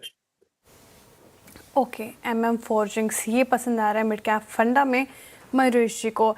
4 का चौका में हमने 4 स्टॉक्स डिस्कस किए हैं, रिकैप कर लेती हूँ। आप टारगेट एंड स्टॉप लॉस देख लीजिए। मानस जी ने सस्ता ऑप्शन में अदानी पावर चुना, आपको 225 की कॉल ऑप्शन में पार्टिसिपेट करना है। 16 की टारगेट है, 6 रुपये 90 पैसे का आपको स्टॉप लॉस लगाना है। इसके बाद FNO सुपरस्टार में बैंक ऑफ इंडिया के फ्यूचर्स में खरीदारी की रही रचना जी की तरफ से 144 145 के टारगेट देख रही हैं वो, 141 का स्टॉप लॉस लगाना है। चार्ट का चमत्कार में अमित जी को पसंद आ रहा है सिप्ला, अच्छी स्ट्रेंथ, 1475 के टारगेट हैं, 1420 का स्टॉप लॉस। और आखिर में मयूरेश जी ने MM फोर्जिंग्स चुना है, जहां पर स्विंग ट्रेडिंग के लिए भी ये पसंद आ रहा है। खरीदारी की राय इन स्तरों पर आती हुई इनकी तरफ से। कुछ और स्टॉक्स देखते हैं मार्केट में जहाँ पर स्ट्रेंथ है। इनफैक्ट अब तो हम 180 अंक नीचे हैं निफ्टी पर। निफ्टी ऑलमोस्ट अब डेज लो पे कर रहा है कामकाज। और जैसा कि आप मेंशन कर रहे थे सर कि 1-150 ही है, उससे और ज़्यादा गिरावट आ गई। और जिस तरीके से ब्रेंट अब 4% से ज़्यादा उछलकर $86 के पार निकलता हुआ। बिल्कुल, लेकिन से ऐसा है कि कमाने नहीं दिया मार्केट ने आपको। ज़्यादातर ट्रेडर्स क्या करते हैं, फ्यूचर्स में कौन ट्रेड करता है, इतना मार्जिन होता है, पुट्स लेते होंगे ज़्यादातर ट्रेडर्स। ऐसा नहीं है कि पुट प्राइसेस कोई बहुत ज़्यादा बढ़े हैं। तो मतलब मार्केट में बहुत टफ है इस समय लेकिन कोई भी रिकवरी नहीं टिक रही है। अब पता नहीं मुझे बाकी कोई 3 PM मूव बाकी है या नहीं बाकी है, लेकिन क्लियरली थोड़ा सा प्रेशर बढ़ रहा है अब। और आई थिंक बैंक निफ्टी अब 800 पॉइंट नीचे है। आई थिंक डे लो के काफ़ी करीब हैं हम, 24,031 निफ्टी पर। बस कल का लो 24,000 एकदम डॉट था, वो थोड़ा सा एक इम्पॉर्टेंट फैक्टर रहेगा, वो नहीं टूटना चाहिए। खैर लेट्स सी, अभी थोड़ा टाइम है। एक काम करते हैं, कल कुछ नंबर्स आएंगे उनकी बात कर लेते हैं। HDFC लाइफ के नंबर्स आएंगे, ICICI प्रू, HDFC, AMC, काफ़ी नंबर्स हैं तो उन पर बातचीत होगी। तो यश और आशीष हमारे साथ। पहले आशीष के पास चलते हैं। अच्छा, गेस कर लेते हैं। आशीष, आप कौन से नंबर्स प्रीव्यू कर रहे हैं? HDFC AMC के नंबर्स मैं आपको बताऊंगा। नंबर्स आप देखें तो स्टेबल साइड पर ही देखने को मिलेंगे, जैसे कि हमने ICICI प्रू AMC के केस में देखा कि ग्रोथ तो ज़रूर देखने को मिल रही है, लेकिन कोई खास एक्स्ट्रा ऑर्डिनरी ग्रोथ यहाँ पर देखने को नहीं मिल रही। अब रेवेन्यू टॉप लाइन तो बिल्कुल फ्लैट है। कारण ये कि क्वार्टरली असेट अंडर मैनेजमेंट, जिसे AUM कहते हैं, ये बिल्कुल तिमाही आधार पर आप देखें तो बिल्कुल फ्लैट देखने को मिला। एबिटा को देखें तो तकरीबन 1% की बढ़त देखने को मिली। 845 करोड़ का जो एबिटा पिछले साल था, अभी तकरीबन 852 करोड़ देखने को मिलेगा। अच्छा, मार्जिन्स तो हर बार लगभग स्टेबल ही साइड पर देखने को मिलते हैं। इस बार भी मार्केट अनुमान लगा रहा है कि 80% के एबिटा मार्जिन्स आपको देखने को मिल सकते हैं। हालांकि ये जो बॉटम लाइन है, ये थोड़ी सी पॉजिटिवली सरप्राइज आपको कर सकती है। इसके पीछे कारण ये है कि पिछले साल 628 करोड़ का मुनाफा था, इस बार मार्केट अनुमान लगा रहा है कि 766 करोड़ का आपको मुनाफा देखने को मिल सकता है, यानी 22% की बढ़त यहाँ पर आपको देखने को मिलेगी। और इसके पीछे कारण ये है कि इस बार कुछ M2M गेन्स जो है यहाँ पर है वो देखने को मिले। तो जो अदर इनकम का कंपोनेंट है वो भी स्लाइटली बढ़ सकता है। तो अगर आप बॉटम लाइन देखें तो नंबर्स ठीक ठाक है, और बाकी तो कुछ खास फायरवर्क्स यहाँ पर नजर नहीं आएंगे। ओके, HDFC AMC का क्या अनुमान रह सकता है वो हमने समझ लिया आशीष से। अब यश के पास चलते हैं। यश, गुड आफ्टरनून। आप बताइए HDFC लाइफ के नतीजे कैसे रह सकते हैं? वेल, कल से लाइफ इंश्योरेंस कंपनीज़ के तिमाही नतीजे शुरू हो जाएंगे, और अगर एक ट्रेंड जो एक्सपेक्ट किया जा रहा है लाइफ इंश्योरेंस कंपनीज में, वो ये है कि कंपनीज टॉप लाइन परफॉर्मेंस तो एक स्ट्रॉन्ग नंबर देती हुई दिखेगी, पर कहीं ना कहीं मार्जिन परफॉर्मेंस और वैल्यू परफॉर्मेंस टेस्ट किया जाएगा फर्स्ट क्वार्टर में। मैं स्टार्ट करता हूँ HDFC लाइफ इंश्योरेंस से, जहाँ पे न्यू बिजनेस प्रीमियम जो है कंपनी का वो 16% से बढ़ता हुआ हमें दिख सकता है। जो नंबर हम एक्सपेक्ट कर रहे हैं वो है तकरीबन 8,433 करोड़ रुपीज़। APE 7% से बढ़ता दिख सकता है, रिटेल APE 5% से बढ़ता दिख सकता है। अब जैसे मैंने कहा कि वैल्यू जो है वहाँ पे एक क्वेश्चन मार्क अभी है, और मार्केट की नज़र वहाँ पे रहेगी क्योंकि वीकनेस एक्सपेक्टेड है वहाँ पे। VNB जो कि वैल्यू ऑफ न्यू बिजनेस है, वो एक्सपेक्टेशन है 4% से बढ़ने की। मार्जिन 80 बेसिस पॉइंट से गिरते हुए देख सकते हैं, 24.3% वो नंबर है जो हम एक्सपेक्ट कर रहे हैं वर्सेस 25.1%। वहाँ पे अगर अच्छा बीट आता है तो ये काफ़ी पॉजिटिवली लिया जाएगा HDFC लाइफ के लिए। ब्रोकरेजेस क्या देख रहे हैं? मॉडरेट APE ग्रोथ, क्योंकि बैंक एश्योरेंस से जो कलेक्शन आता है वो वीक रहने की उम्मीद है। VNB मार्जिन जो है वो GST इम्पैक्ट, जो ITC इनपुट टैक्स क्रेडिट नहीं मिल पाया है कंपनी को, उस वजह से इम्पैक्ट होते हुए देख सकते हैं। प्रोडक्ट मिक्स जो है वो ट्रेडिशनल प्रोडक्ट्स पे जाती हुई देख सकती है एज कम्पेयर टू यूलिप। अगर स्टॉक की बात की जाए तो 8% नीचे है स्टॉक पिछले 3 महीनों में। 1 महीने में 2% बढ़ता हुआ हमें दिखा है। ICICI प्रूडेंशियल की बात करें तो न्यू बिजनेस प्रीमियम 21% से बढ़ता हुआ हमें दिख सकता है। APE 64% से हमें बढ़ता हुआ दिख सकता है। वैल्यू ऑफ न्यू बिजनेस है वो 757 करोड़ रुपीस पे आ सकता है वर्सेस 297 करोड़। मार्जिन्स एक्सपेक्ट किया जा रहा है कि ICICI प्रूडेंशियल लाइफ इंश्योरेंस एक हल्का सा अपटिक दे सकता है मार्जिन्स में। तो नंबर जो हम एक्सपेक्ट कर रहे हैं वो है 30 बेसिस पॉइंट्स हायर, 24.8% वर्सेस 24.5%। अगर स्टॉक पे एक नज़र डाली जाए तो 7% गिरा है स्टॉक पिछले 3 महीनों में, पर 9% चढ़ा है पिछले 1 महीने में। 1.3 times FY28 price to embedded value पे स्टॉक फिलहाल ट्रेड कर रहा है। ओके यश, शुक्रिया ICICI प्रू लाइफ और साथ ही HDFC लाइफ के नतीजे कैसे रह सकते हैं ये बताने के लिए, आंकड़े रखने के लिए सामने। एक बार रखिएगा स्क्रीन पर HDFC लाइफ कहाँ है नतीजों से पहले, और इनफैक्ट और एक बार ICICI प्रू भी रख दीजिए यहाँ पर दोनों ही स्टॉक्स में अगर आप देखें तो थोड़ी कमज़ोरी नज़र आती हुई आपको दिखेगी। 3.5% डाउन है। लेकिन मैं देख रही थी आज PFC, एक बार PFC रखिएगा स्क्रीन पर। और PFC हमने आज चर्चा की थी इसकी चार्ट GPT में और बताया था कि आज मेक और ब्रेक जोन पर है और इसने आज ऊपरी मतलब निचले स्रोत से अच्छी रिकवरी दिखाई, 1% ऊपर है। और पिछले 6 महीने की बात करूं तो काफ़ी, हालांकि 1 महीने में काफ़ी अंडर परफॉर्म किया है, 6 महीने में 10% ज़्यादा के रिटर्न दिए हैं। कविता जी, PFC देखेंगे आप, आज खराब मार्केट में भी स्ट्रेंथ है, क्या नज़र आ रहा है 408 के लेवल पर, क्या करना चाहिए? PFC अगर पिछले 4 दिनों में देखें तो ये कोशिश कर रहा है अपने 398 के लेवल को संभालने की। मुझे लगता है अंटिल ये ब्रीच नहीं होते हैं तब तक एक बाउंस बैक पॉसिबल है काउंटर में। बट अगर 400 के लेवल टूटते हैं तो यहाँ ब्रेक डाउन होगा और दिस में go up to 370 level. So any fresh buying अगर कुछ देखना चाहते हैं तो 410 के ऊपर देखें, 400 के नीचे एक शॉर्ट पोजीशन क्रिएट होती है। As of now there is no trade. Okay, PFC पर ये कंडीशनल फिलहाल ट्रेड आती हुई, लेकिन कमजोर मार्केट में भी स्ट्रेंथ दिखाता हुआ। इंटरेस्टिंग खबर बताते हैं आपको कि इंडिया सेमीकंडक्टर मिशन 2.0 का रास्ता साफ हो गया है। इससे जुड़े सभी मुद्दे सुलझ गए हैं और सूत्रों के मुताबिक IT मंत्रालय जल्द ही इस पर कैबिनेट की मंजूरी ले सकता है। ज़्यादा डिटेल के लिए चलते हैं असीम मनचंदा जी के पास। असीम जी, गुड आफ्टरनून, बताइए क्या है डिटेल्स? सरकार भारत में सेमीकंडक्टर बनाने को बढ़ावा देना चाहती है। इसके लिए सरकार सेमीकंडक्टर मिशन 1.0 लेकर के आई थी। उस मिशन के तहत करीबन 17,000 करोड़ रुपए अप्रूव किए गए थे और 12 कंपनियों को इसकी मंजूरी भी दी गई थी, जिसमें से 3 कंपनी ऑलरेडी प्रोडक्शन शुरू कर चुकी है। लेकिन अब सरकार ये चाहती है कि एक पूरा इकोसिस्टम बनाया जाए जिसके में कंपनियों को पूरी सप्लाई चेन उनके भारत के अंदर ही मिले। खासतौर पर कंपनियों को गैसेस मिले, इंगॉट्स मिले या फिर दूसरा रॉ मटेरियल वो भारत के अंदर ही मिले। तो सरकार अब सप्लाई चेन बनाने के ऊपर काम कर रही है। तो उसके लिए सरकार इंडियन सेमीकंडक्टर मिशन 2.0 लॉन्च करने की तैयारी कर रही है। जो मैं सूत्र बता रहे हैं कि इसके बजट से जुड़े हुए जितने भी मुद्दे थे वो अब सुलझ चुके हैं और सरकार बहुत जल्द, जो IT मंत्रालय बहुत जल्दी इसके लिए कैबिनेट की मंजूरी भी ले सकता है। एक बार कैबिनेट की मंजूरी मिलती है तो सरकार इस मिशन को लेकर के आगे बढ़ सकती है। जो मिशन का जो बजट एलोकेशन होगा वो करीबन 1.25 लाख करोड़ रुपए के आसपास का होगा। उसके साथ साथ अभी ये मिशन ISM 1.0 करीबन 5 साल का था, लेकिन ISM 2.0 के तहत इसको बढ़ा करके 12 साल का किया जा सकता है। तो इससे जितने भी जुड़े मुद्दे हैं वो सारे अब सुलझ चुके हैं और बहुत जल्दी आप इसको कैबिनेट की मंजूरी आते हुए भी देख सकते हैं। ओके, शुक्रिया असीम जानकारी के लिए। तो फिलहाल ये एक बड़ी खबर आती हुई और ये पूरे सेमीकंडक्टर स्पेस रहेगा फोकस में।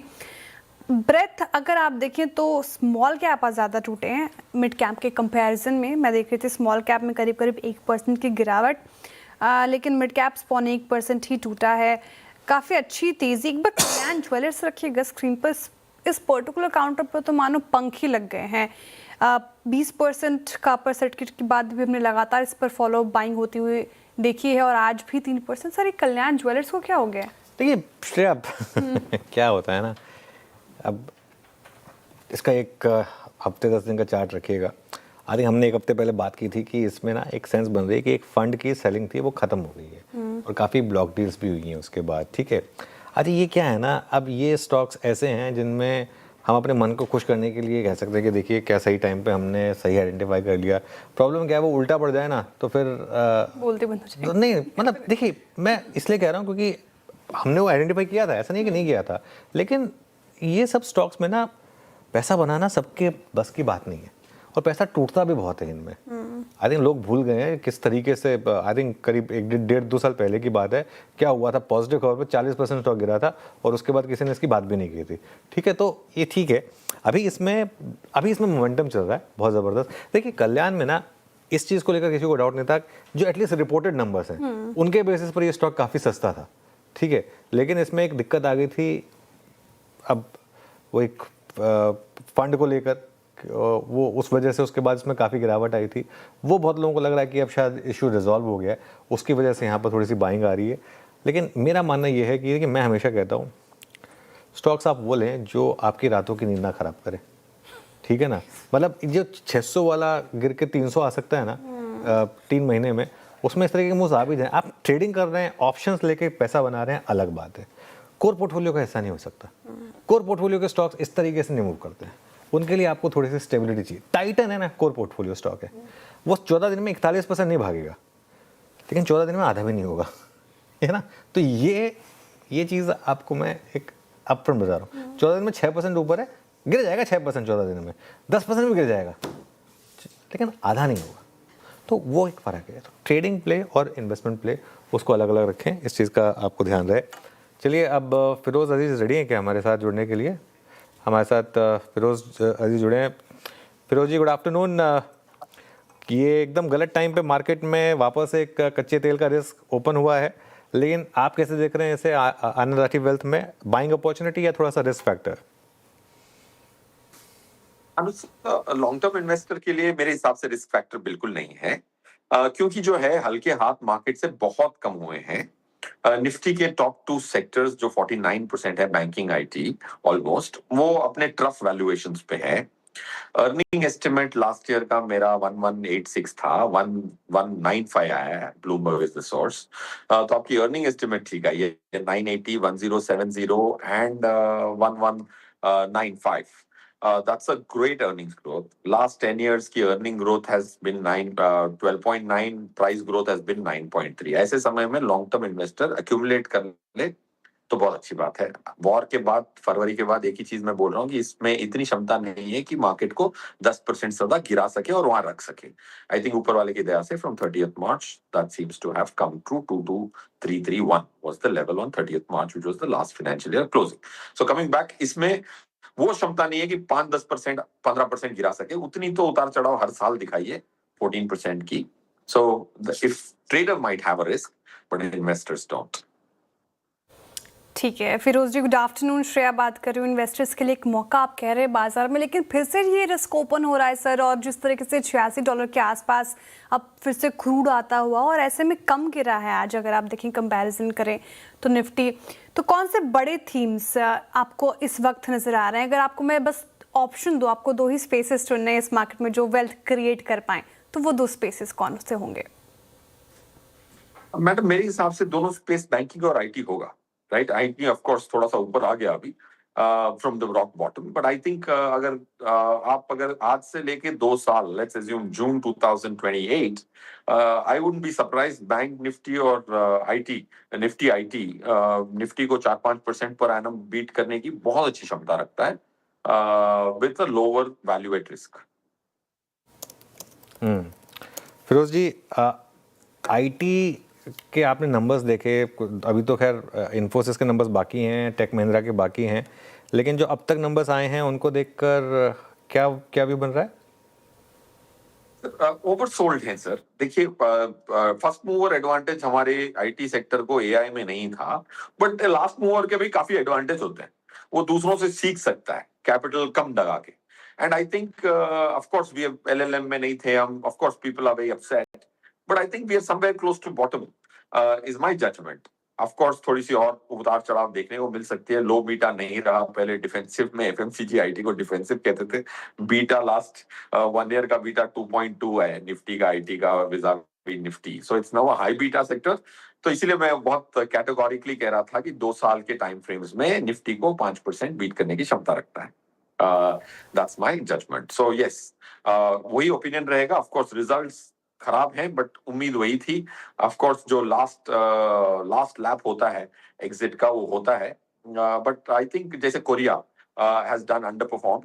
तो जो टॉप स्टॉक्स निफ्टी के हैं, ऑफ कोर्स पहले टॉप 10 निफ्टी में 3 स्टॉक हुआ करते थे आईटी के, अब टॉप 20 में 4 हैं.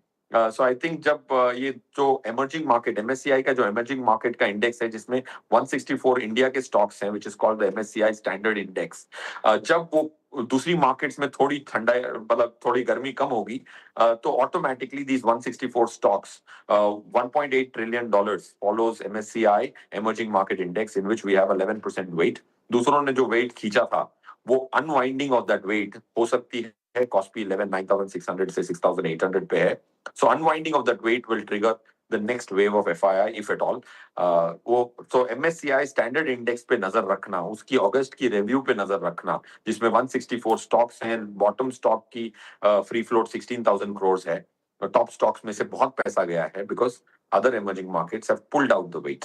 $1.8 trillion, $80.8 trillion passive, $1 trillion active, उसको ट्रैक करता है, बेंचमार्क करता है. ओके, आईटी पर आपका पॉजिटिव नजरिया, साथ ही बैंक्स को लेकर भी आप ऑप्टिमिस्टिक हैं.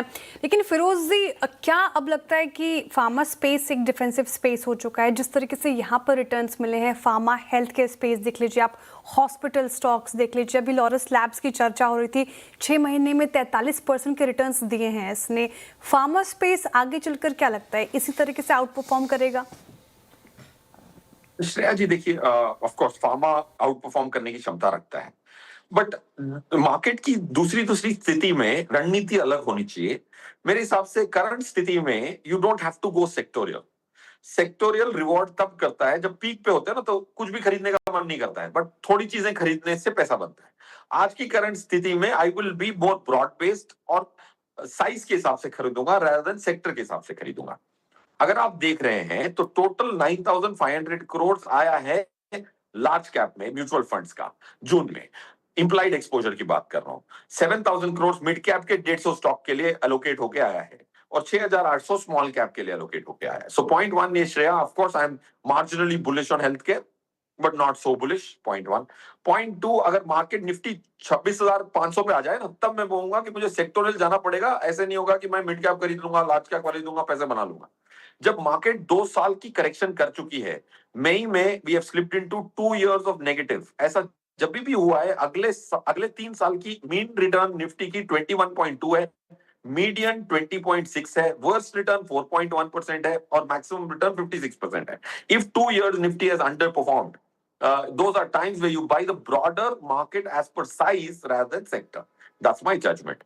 आपको एक चीज और बता दूं कि क्या हुआ है कि अब जब हमने ये स्टडी की ना, 2 साल की रोलिंग रिटर्न देखी, तो जब भी ये ऐसा होता है तो कभी कैपिटल की लॉस ही नहीं होती है और 21% की मीडियन रिटर्न निफ्टी दे देता है 3 साल की compounded. So I am more bullish on the broader theme than sectors. के लिए रिवॉर्ड इतना नहीं है, risk reward is not so favourable. Okay, risk reward आपके हिसाब से अभी कौन से थीम्स हैं जहां आपको अच्छे लग रहे हैं रिस्क रिवॉर्ड? कोई 2-3 themes? Themes I think domestic themes, agri, defence, low free floats हैं उसमें. I would say capital goods, cement stocks, these have from a 2-quarter perspective, because मैं क्लाइंटों को जनरली 2 साल की अवधि से आउट परफॉर्मेंस टू निफ्टी की मान के चलता हूं, बट या from a 2-quarter perspective these sectors are नुकसान. ओके, अच्छा फिरोज जी, अभी आपने कहा कि स्मॉल कैप मिड कैप्स में अच्छे रिटर्न्स मिल सकते हैं आगे चलकर, क्योंकि ब्रॉडर मार्केट्स पर आप ज़्यादा पॉजिटिव हैं. ये तो काफ़ी चले हैं, ऑल टाइम हाई के आसपास मिड कैप हो गया और स्मॉल कैप की भी हम चर्चा कर रहे थे, 1 महीने में 20% से रिटर्न मिले हैं. तो जिन्होंने ये रैली मिस की फिरोज जी, अभी भी एक बड़ा मौका है इन लेवल्स पर देखे. और क्या स्टॉक स्पेसिफिक होना चाहिए? जैसे कि अगर आपने कहा कि सेक्टर स्पेसिफिक नहीं हो, तो ब्रॉडर मार्केट से अब स्टॉक स्पेसिफिक हो जाना चाहिए. Yes of course stock specific होना चाहिए, बट अगर मेरा उद्देश्य है 20-22% की रिटर्न अगले 3 साल के लिए, डिवर्सिफाइड पोर्टफोलियो म्यूचुअल फंड का ही काम कर सकता है, राइट? जैसे अगर किसी ने म्यूचुअल फंड खरीदे होते 1 साल पहले तो उनकी रिटर्न इतनी अच्छी नहीं है, तो stock specific direct equity strategies are work better for smart people. So coming back Shreya, stock specific होना चाहिए, डेफिनेटली स्टॉक स्पेसिफिक होना चाहिए। 2-3 एट्रीब्यूट जरूर देखने चाहिए। आप अगर स्टॉक्स में घुस रहे हैं तो आपको अगर समझो कि काफी लोग कहते हैं मुझे मल्टी बैगर चाहिए, तो हमने स्टडी की मल्टी बैगर शेयर्स जो हैं उन्होंने क्या खूबियां दिखाई थी मल्टी बैगर बनने से पहले। तो 3 खूबियां मैं बता देता हूं। वो this was common between stocks which turned out to become multiplier. उनकी बेस इफेक्ट छोटी थी। वो 20,000 करोड़ की कंपनी, 25,000 करोड़ की कंपनी नहीं थी मार्केट कैप की, 3,000 करोड़ की कंपनी, 2,000 करोड़ की कंपनी। अगर आपको मार्केट में मल्टी बैगर बनाना है तो you have to buy stocks with a base effect which is in your favour, that's one. Second, earnings की जो क्षमता है वो ज्यादा वॉलेटाइल नहीं होना चाहिए। एक स्टॉक बहुत अच्छा ग्रो किया है बट एक साल उसने 73% की ग्रोथ दिखाई, दूसरे साल उसने -20 की ग्रोथ दिखाई, पैट ग्रोथ, डी ग्रोथ दिखाई। सो अर्निंग्स जो भी स्टॉक्स चुन रहे हैं उसमें आप बेस इफेक्ट देखें आपके फेवर में है कि नहीं है। बहुत बड़ी कंपनी खरीद के डायरेक्ट इक्विटी में पैसा कम लोगों ने बनाया, मल्टी बैगर तो। दूसरा, अर्निंग्स की जो पैट ग्रोथ है वो इतनी वॉलेटाइल नहीं होनी चाहिए। इसको आज एआई के माध्यम से आप कैलकुलेट कर सकते हैं। जैसे आनंद राठी वेल्थ एक लिस्टेड कंपनी है, तो 19 रिजल्ट मैंने दिए, मेरी स्टैंडर्ड डिविएशन ऑफ अर्निंग्स की उतार चढ़ाव की स्टैंडर्ड डिविएशन 4.6 4.8% है, ये हम मेजर करते हैं। तो हर कंपनी की, निफ्टी की पूरी कंपनियों की मैंने देखी, आज एआई कर देगा। तो अर्निंग्स की जितनी वॉलेटिलिटी कम है उतना उसको मल्टी बैगर होने में ईज होता है। और तीसरा, उसमें बहुत सारी रिसर्च रिपोर्ट नहीं होनी चाहिए। अगर रिसर्च रिपोर्ट आ गई है 10 रिपोर्ट तो आप लास्ट है। You have to be undercovered stock, overlooked stocks. These are the 3 attributes you have to look for if you want a multi-bagger. Interesting parameters बताए फिरोज जी, सबने नोट किया होगा आई होप कि how to identify multi bagger stocks in this kind of market. Thank you so much for joining us today और have a good evening. बहुत शुक्रिया आज वक्त देने के लिए। चलिए आगे बढ़ते हैं और निफ्टी लेकर आइए स्क्रीन पर एक बार फिर से, और 24,062 के लेवल पर अब हम हैं। मात्र आधा 20 मिनट रह गया है, 15 मिनट रह गया क्लोजिंग को लेकर। और अगर आप देखिए बैंक निफ्टी 600 अंक नीचे, तो क्लोजिंग स्ट्रैटेजी क्या होनी चाहिए सर? वो जो मूव था वो तो आया नहीं, अब तो क्या ही आएगा मूव? नहीं वो तो नहीं आया, वो कोई था ही नहीं। देखिए एक चीज़ है, निफ्टी ने एक लेवल बचाया 24,000 का। अगर आप देखेंगे निफ्टी का इंटरडे लो तो कल का लो 24,000 था, आज का लो 24,023 है, तो वो तो बचाया है उन्होंने, निफ्टी ने। मगर फीलिंग नहीं है अच्छी वाली इस मार्केट को देखकर। मेरा मानना ये है कि कोई पोजीशन ना कैरी करें इस समय, न्यूट्रल जाएं एकदम, क्योंकि ये बाजार अब एकदम मेक और ब्रेक लेवल पे आ चुका है। और अगर बाई चांस 24,000 की इम्पोर्टेंस है लेकिन क्रिटिकल नहीं है, क्रिटिकल 23,800 है। अगर 23,800 टूट गया तो बहुत दिक्कत आएगी। लेकिन जैसे कहते हैं ना, मार्केट ने इतना कुछ सहा उसके बाद भी खड़ा रहा। लेट्स सी, कल tomorrow live to fight another day. लेकिन कच्चा तेल, रुपया, ये सब फिर आपको थोड़ी अनकंफर्टेबल फीलिंग दे रहा है, तो थोड़ा सा न्यूट्रल रहें, मेरे ख्याल से बेटर रहेगा। नूपुर के पास चलते हैं आज के डीलिंग रूम चेक के लिए। नूपुर, कौन से स्टॉक्स पर फोकस? फोकस आज अदानी ग्रुप स्टॉक्स पर आते हुए नजर आया। प्रोमिनेंट इंस्टीट्यूशनल डेस्क पर यहाँ पे खरीदारी देखने को मिल रही है। सबसे पहले अदानी ग्रीन, यहाँ पे हाई वॉल्यूम के साथ खरीदारी होती हुई नजर आ रही है। ऑलमोस्ट 4-5% स्टॉक ऊपर नजर आएगा। वॉल्यूम्स भी देखे तो 5-डे एवरेज के ऊपर ही फिलहाल आपको नजर आएंगे। दूसरा स्टॉक है अदानी ग्रीन सोल्यूशन, यहाँ पर भी प्रोमिनेंट इंस्टीट्यूशनल डेस्क है, वहाँ पर जो है डीलर्स रिकमेंड कर रहे हैं, खरीदारी की सलाह यहाँ पर भी आती हुई नजर आई है। आखिरी स्टॉक है MCX, यहाँ पे डीलर्स का मानना है कि Q1 के अभी जो फिलहाल कमोडिटी के प्राइसेस में फ्लक्चुएशन देखने को मिला है, वॉलेटिलिटी देखने को मिली है, अच्छा खासा मोमेंटम यहाँ पर भी आते हुए नजर आ सकता है। नंबर्स के तौर पर तो 4% की तेजी आज MCX में भी है, और वॉल्यूम के तौर पर देखें तो यहाँ पर भी अच्छी खासी वॉल्यूम के साथ डिलीवरी बेस्ड खरीदारी देखने को मिल रही है। तो अदानी ग्रुप के स्टॉक्स फोकस में, साथ साथ MCX पर भी फोकस आते हुए नजर आया है। अदानी ग्रुप के स्टॉक साथ ही MCX रखे फोकस में, लीडर्स के रेडार पर हैं। शुक्रिया नूपुर जानकारी के लिए। अब हमारे पैनल क्या पिक कर रहे हैं वो समझ लेते हैं। BTST STBT ट्रेड्स की शुरुआत करते हैं और शुरुआत करेंगे अरुण जी आपके साथ। बताइए कल के सेशन के लिए फिर कौन सा स्टॉक चुनेंगे आप? जी बिल्कुल श्रेया जी, पॉलीकैब को लेने की सलाह रहेगी। वापस 9500 के लेवल्स को पॉलीकैब ने रिक्लेम किया। इनफैक्ट अगर आप वॉल्यूम देखें तो लास्ट 3 दिन की एवरेज वॉल्यूम से ज्यादा है, तो पॉलीकैब को BTST करके चल सकते हैं। 9452 का स्टॉप लॉस लगा के BTST बाय करें। 9634 और 9648 ये दो टारगेट्स पॉलीकैब में कल तक देखने को मिल सकते हैं। पॉलीकैब ये हो गई अरुण जी के पेग। रचना जी आपका ट्रेड कल के लिए? जी हीरो मोटोकॉर्प को शॉर्ट करेंगे, 4800 के आसपास है, 4840 पे एसएल लगाएंगे, डाउन साइड पे टारगेट होगा 4750 एंड 4700।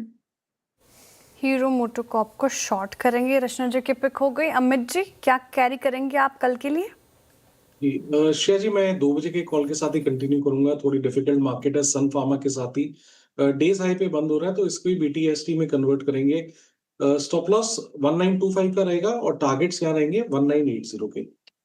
ओके, मानस जी आपकी ट्रेड कल के लिए?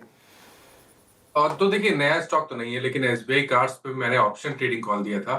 लेकिन अब अगर आप देखें तो यहाँ पर एक inverse run and shoulder pattern का ब्रेकआउट भी हुआ है, तो आई थिंक SBI कार्ड्स के फ्यूचर में आप खरीदारी करके जा सकते हैं। 624 के स्टॉप लॉस से 675 तक के टारगेट्स पॉसिबल है। ओके, मानस जी की पिक हो गई SBI कार्ड। अच्छा मूव है आज इस पर्टिकुलर काउंटर में। गाबर सर कौन सा स्टॉक वेडनेसडे के लिए? ध्यान है सुप्रीम इंडस्ट्रीज, ट्रेड कर रहा है 3432, स्टॉप लगेंगे 3400 का, 32 रुपए का, टारगेट रहेगा 3500 का, 1:2। कविता जी आपकी ट्रेड? तो अनुज जी डिविज लैब शेयर किया था, अच्छी क्लोजिंग दे रहा है counter. Now trailing stop loss ऊपर 7070 7050 के पास कर लेना चाहिए। 7350 7400 के प्राइस टारगेट के लिए। चलिए, तो ये इस समय आपके लिए डिवीज लैब्स में बाय हो गया। आप मार्केट बेट लेकर आइए आज की, और आज की मार्केट बेट खराब रही और आपको बेरिश साइड पर दिखाई देगी। ध्यान रखिएगा, हम सीरीज़ के मिडिल में हैं, तो आपको थोड़ा सा ज़्यादा कॉन्ट्रैक्ट्स जो हैं वो या तो लॉन्ग या शॉर्ट में दिखाई देंगे, अनवाइंडिंग वाले कम दिखाई देंगे। लेकिन 56 स्टॉक्स थे जहाँ पर पॉजिटिविटी थी और 159 स्टॉक्स थे जहाँ पर आज थोड़ी सी नेगेटिविटी थी, तो डिसाइसिवली बेरिश आज की मार्केट बेट थी। पहले लॉन्ग पोजीशन देख लेते हैं। बायोकॉन स्टैंड आउट परफॉर्मर था, डीवीज लैब्स, कल्याण ज्वेलर्स, SBI कार्ड और नाल्को, यहाँ पर 3 से लेकर 6% तक के मूव बने। शॉर्ट कवरिंग कहाँ हुई? कॉनकोर में हुई, अदानी पावर में हुई, MCX, अदानी ग्रीन और सुप्रीम इंडस्ट्रीज़, यहाँ पर अच्छी खासी short covering. Short buildup HCL tech में, टाटा एलेक्सी में, KPIT टेक, श्रीराम फाइनेंस और इरिडा, यहाँ पर आपको देखने को मिली। और लॉन्ग अनवाइंडिंग कहाँ हुई? बैंक ऑफ इंडिया में, एंजल वन में, परसिस्टेंट सिस्टम्स, प्रेस्टीज एस्टेट्स और भारत फोर्ज, ये कुल मिलाकर लॉन्ग अनवाइंडिंग वाले स्टॉक्स रहे। एक बहुत ही फैसिनेटिंग स्टोरी के बारे में अब आपको बताते हैं, और ये स्टोरी फैसिनेटिंग इसलिए भी है क्योंकि हमको भी ज़्यादातर, मतलब आजकल तो बहुत ज़्यादा छोटे शहरों में बहुत लोग देख रहे हैं, ठीक है ना, और कंजम्पशन के मामले में भी कई शहर हैं जो कई एकदम नई ताकत बनकर उभर रहे हैं। अब तक हम क्या बात करते हैं, दिल्ली, मुंबई, बेंगलुरु, ये सब सिटीज़, लेकिन इन सबसे ज़्यादा खर्च अब कर रहे हैं इनसे छोटे शहर वाले लोग। और आशीष के पास ये डेटा है जो कंपाइल किया आशीष ने। आशीष बताइए स्टडी। सर एक सर्वे हुआ और बहुत इंटरेस्टिंग डेटा यहाँ पर निकल कर आया। वैसे तो क्या हम दिल्ली मुंबई वालों को लगता है कि हर बात में हम ही आगे, हमसे आगे कोई है नहीं, लेकिन ये जो सर्वे किया गया इससे पता चला कि दिल्ली मुंबई आप छोड़िए, बेंगलुरु भी काफ़ी पीछे है। मैं बात कर रहा हूँ खर्च की, यानी हाउस होल्ड स्पेंडिंग की, और इसका बहुत ही इंटरेस्टिंग डेटा निकल कर आया। हालांकि चंडीगढ़ को एक छोटा शहर कहना थोड़ा सा गलत होगा, लेकिन फिर भी आप देखें तो सबसे ज़्यादा हाउस होल्ड जो एक्सपेंडिचर है ये चंडीगढ़ में होता है, तकरीबन 19 लाख सालाना का ऑन एन एवरेज यहाँ पर देखने को मिलता है। अच्छा, अब आपको लग रहा होगा कि दिल्ली मुंबई तो दूसरे तीसरे नंबर पर ही होंगे, बिल्कुल भी नहीं है। बेंगलुरु 6th नंबर पर है, दिल्ली 8वें पर, और मुंबई जिसे फाइनेंशियल कैपिटल कहा जाता है वहाँ पर आप देखिए तो सीधे 12वें स्थान पर, यानी इतना पीछे है। इनफैक्ट अगर आप हाउस होल्ड इनकम की बात करें तो यहाँ पर बेंगलुरु और चंडीगढ़ ये पहले और दूसरे पायदान पर हैं। लेकिन एक इंटरेस्टिंग ऑब्जर्वेशन इसमें यह है कि जितनी हाउस होल्ड एक्सपेंडिचर दिल्ली में होती है उतनी सिमिलर आपकी वो वडोदरा में भी देखने को मिलती है। अब इस डेटा को मैं थोड़ा सा और बारीकी से आपको बता देता हूं। जैसे मिसाल के तौर पर अगर आप देखें तो सबसे पहले हाउस होल्ड इनकम की बात कर लेते हैं। यहाँ पर टॉप 5 शहर, हालांकि लिस्ट मेरे पास बहुत लंबी है, ये आइस 360 की तरफ से जो सर्वे किया गया इसमें पूरी लिस्ट निकाली गई है।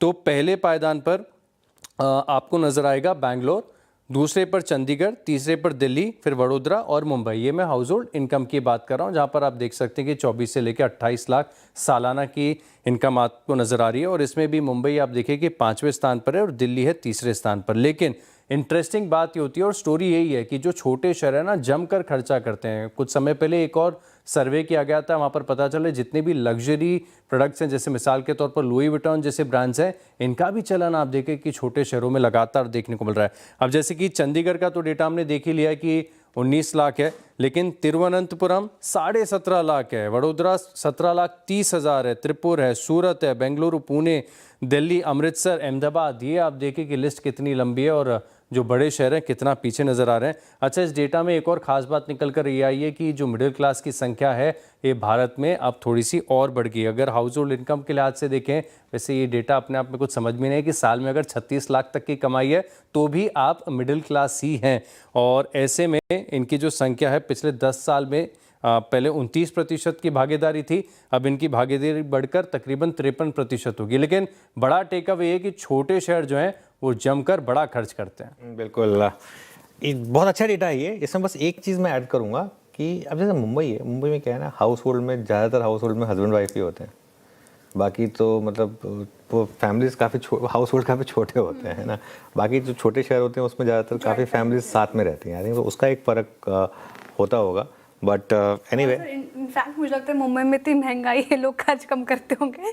छोटे शहरों में तो मुझे लगता है कि क्योंकि मेरी बहन से सूरत में रहती है तो शी इज़ लाइक कि वहाँ बहुत ही दिल खोल के लोग खर्च करते हैं, इनकम बचती है यहाँ पे, मुझे लगता है सूरत में।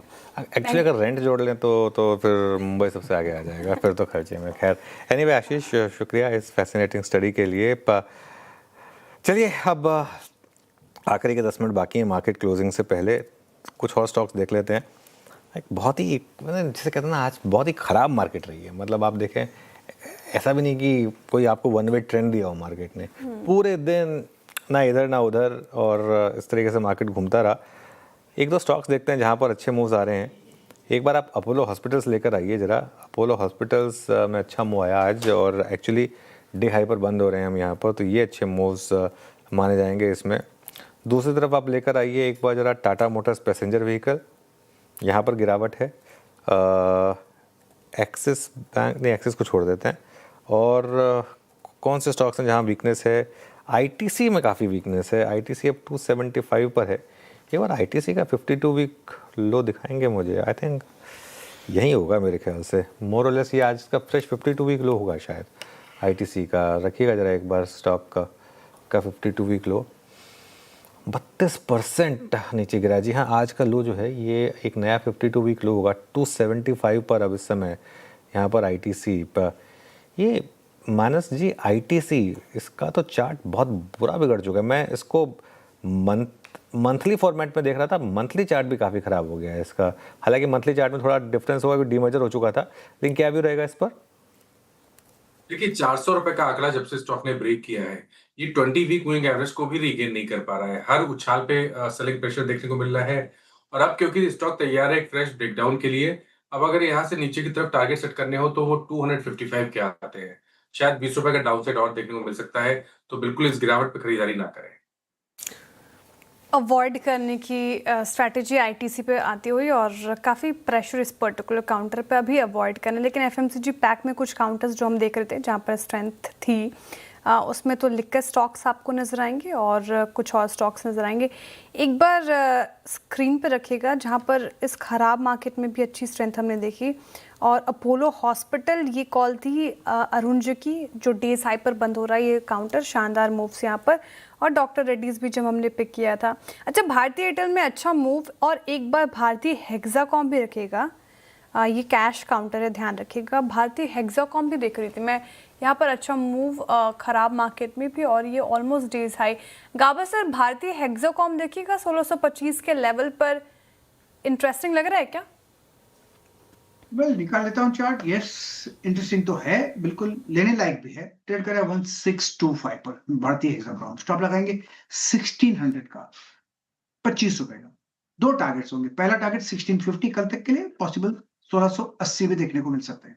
Yes, Hexacom Bharti good. Okay, एक बार अदानी एनर्जी सॉल्यूशंस और देखते हैं। अमित जी इसका चार्ट आप देखिए, अदानी एनर्जी सॉल्यूशंस। आज एक्चुअली सारे अदानी ग्रुप स्टॉक्स में एक जैसा मूव आया था। क्या व्यू रहेगा इस पर? जी अमित जी, काफी स्ट्रॉन्ग स्ट्रक्चर है, बड़े वेल कंसोलिडेशन पैटर्न से बाहर आ रहा है मूविंग एवरेजेस के ऊपर और आज एक नया स्विंग हाई इसने वापस क्रॉस किया है। तो 1675 का स्टॉप लॉस रहेगा और 1740 तक के यहाँ पे टारगेट्स आएंगे। Adani energy solutions, Adani group के स्टॉक्स में अच्छा मूव, अदानी पार भी रख दीजिएगा एक बार, काफ़ी बार डिस्कस हुआ आज पूरे शो में। अदानी ग्रीन में तो अच्छी तेज़ी है ही, अदानी पार देखिए ये भी लगभग आपको 5% ऊपर नज़र आएगा। शानदार मूव्स इस पर्टिकुलर काउंटर में, ख़राब मार्केट में भी। तो आज के सेशन में महफिल लूटी फार्मा ने, जहाँ पर ख़राब मार्केट में भी 1% ऊपर ये इंडेक्स। हालांकि इसमें भी अगर आप देखें तो कुछ काउंटर्स थोड़े कमज़ोर रहे। एक बार ल्यूपिन रखिएगा स्क्रीन पर फार्मा स्पेस से, बहुत सारे काउंटर्स में अच्छी स्ट्रेंथ, लेकिन ल्यूपिन ऊपरी स्तरों से फिसला और लगभग 1% नीचे यहाँ पे क्लोज होने की तैयारी। और एक महीने में हालांकि इसने भी 8% के रिटर्न्स दिए हैं, और अगर इसका इस साल का अब तक का चार्ट देखें, यानी कि 6 महीने का चार्ट, तो करीब करीब 18% का रिटर्न दिया है। पिछले साल भी 12 महीने का चार्ट देखें तो 28% के रिटर्न्स मिले हैं। ल्यूपिन जहाँ सब में अच्छी खासी तेज़ी, मानस जी फार्मा स्टॉक्स में, वहाँ ल्यूपिन थोड़ा कमज़ोर पड़ता हुआ नज़र आ रहा है। चार्ट देखेंगे इसका? देखिए, लुपिन में ऑलरेडी एक बड़ा मूव हमने देखा है पिछले करीब 2-3 हफ्ते में। अगर देखें तो आज के मूव को केवल एक कंसोलिडेशन की तरह देखें। जब तक 20 डे मूविंग एवरेज के ऊपर ट्रेड करता रहेगा, 2400 रुपए के ऊपर ट्रेड करता रहेगा, तब तक ट्रेंड पॉजिटिव बना रहेगा। अगर एक मीडियम टर्म के टारगेट सेट करने हो तो वो 25 के आते हैं। आई थिंक एक गिरावट बाइंग अपॉर्चुनिटी है। स्टॉप लॉस जरूर से 2400 रुपए का लगा कर रखें। ओके, मीनवाइल जस्ट डायल देखिए एक बार, कल 20%, आज 18%। मतलब एक्चुअली टेक्निकली देखें तो 2 दिन में 41% हो गया, क्योंकि 20 के ऊपर 18, तो 120 इंटू 18 आपको करना होगा। तो 40-41% के मूव 2 दिनों में जस्ट डायल में, फिनोमिनल मूव हुआ। एक स्टैंडर्ड डिस्क्लेमर रख देते हैं, ये कंपनी उसी ग्रुप से बिलोंग करती है जिससे हम भी बिलोंग करते हैं, यानी कि रिलायंस से। तो ये एक स्टैंडर्ड डिस्क्लेमर है, लेकिन कल के नंबर्स के बाद से ज़बरदस्त मूव आया यहाँ पर जस्ट डायल में। ये एक अच्छा मूव आपको दिखाई देगा। आज जो काउंटर्स वीकनेस पे स्टैंड आउट कर रहे हैं उनमें एक है टाटा एलेक्सी, क्योंकि काफ़ी स्ट्रेंथ थी इसमें पिछले कुछ दिनों में, लेकिन आज ये टूटा और करीब 5.25% नीचे है टाटा एलेक्सी का शेयर इस समय। अरुण जी, टाटा एलेक्सी का चार्ट आप देखिए, कोई व्यू इस पर? जी बिल्कुल अनुज सर, ओवरऑल देखें तो चार्ट अभी भी वीक है। कल एक अच्छा मोमेंटम देखने को मिला, फिर आज कैंडल को इंगल्फ कर लिया है। मुझे लग रहा है अगर ये स्टॉक 3670 ब्रेक करता है तो नीचे में 3550 तक के भी लेवल आ सकते हैं। तो चार्ट वीक है, लॉन्ग पोजीशंस लेने की सलाह नहीं है। अगर किसी ने ले रखा है तो नीचे में स्टॉप लॉस लगाना है 3650 के आसपास। टाटा एलेक्सी फिलहाल है ऑब्वियसली बहुत डाउन ये पूरा काउंटर, और पूरा स्पेस आज थोड़ा पीछे ही था। टाटा एलेक्सी काफ़ी प्रेशर में आज, और ऑलमोस्ट डेज लो के आसपास से अब क्लोज होने की तैयारी कर रहा है। क्लोजिंग की तरफ बढ़ रहे हैं, 2.5 मिनट रह गए हैं। और देखिए आप एक बार मैं बताती हूँ आपको कैश में कुछ काउंटर्स जो कि ऑलमोस्ट आउट परफॉर्म करके गए हैं आज के सेशन में। और एक बार रखिएगा स्क्रीन पर, भारतीय हेक्सा की तो हमने चर्चा कर ली। टोरेंट पार, यहाँ पर अच्छे मूव थे आज के सेशन में। तो पार एनर्जी स्पेस से अगर आप देखें तो अदानी पार, टोरेंट पार, अदानी ग्रीन जैसे काउंटर्स ने अच्छा किया है। एक बार पार इंडिया भी रखिएगा, यानी कि हिताची एनर्जी, और आज ये 2% ऊपर। एक तरफा थोड़ा हमने गिरावट देखी थी उस चाइनीज़ कंपनी के पार्टिसिपेशंस के खबर के बाद, लेकिन आज देखिए निचले स्तरों से फिर से रिकवरी आई। याद होगा आपको, वॉर सिचुएशन बनी थी तो ये सारे स्टॉक्स, पार इक्विपमेंट स्टॉक्स भागे थे, और फिर से जैसे ही वैसा मूड माहौल बना तो सारे स्टॉक्स में फिर से एक मोमेंटम आती हुई नजर आ रही है।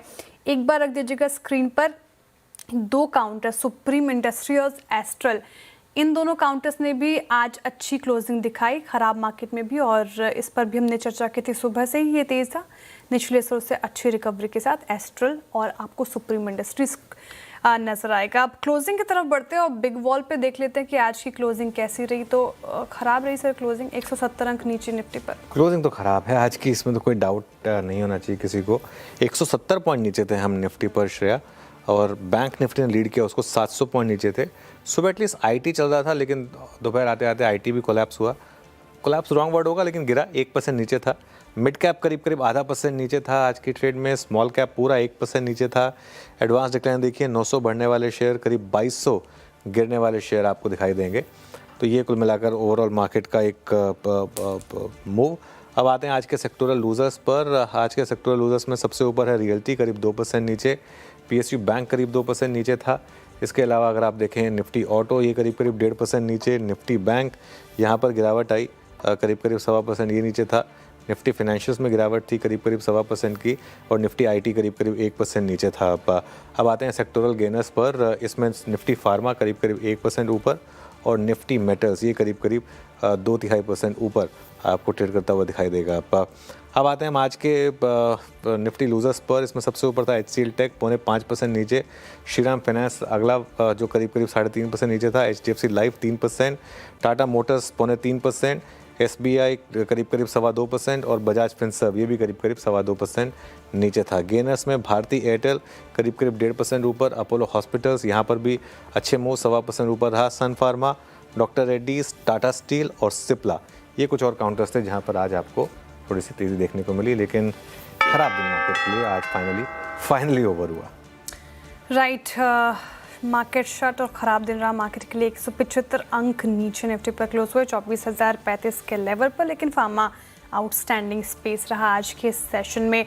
तो फिलहाल मंगलवार का ये सेशन ख़त्म हो गया। अब कल फिर से बुधवार को मिलेंगे, आपके समक्ष पेश करेंगे मॉर्निंग कॉल्स, मुनाफे की तैयारी और सारी समीकरण के साथ फिर से मौजूद होंगे। लेकिन फिलहाल इस शो से इतना ही, लेकिन आप बने रहिए CNBC आवाज़ के साथ। नमस्कार।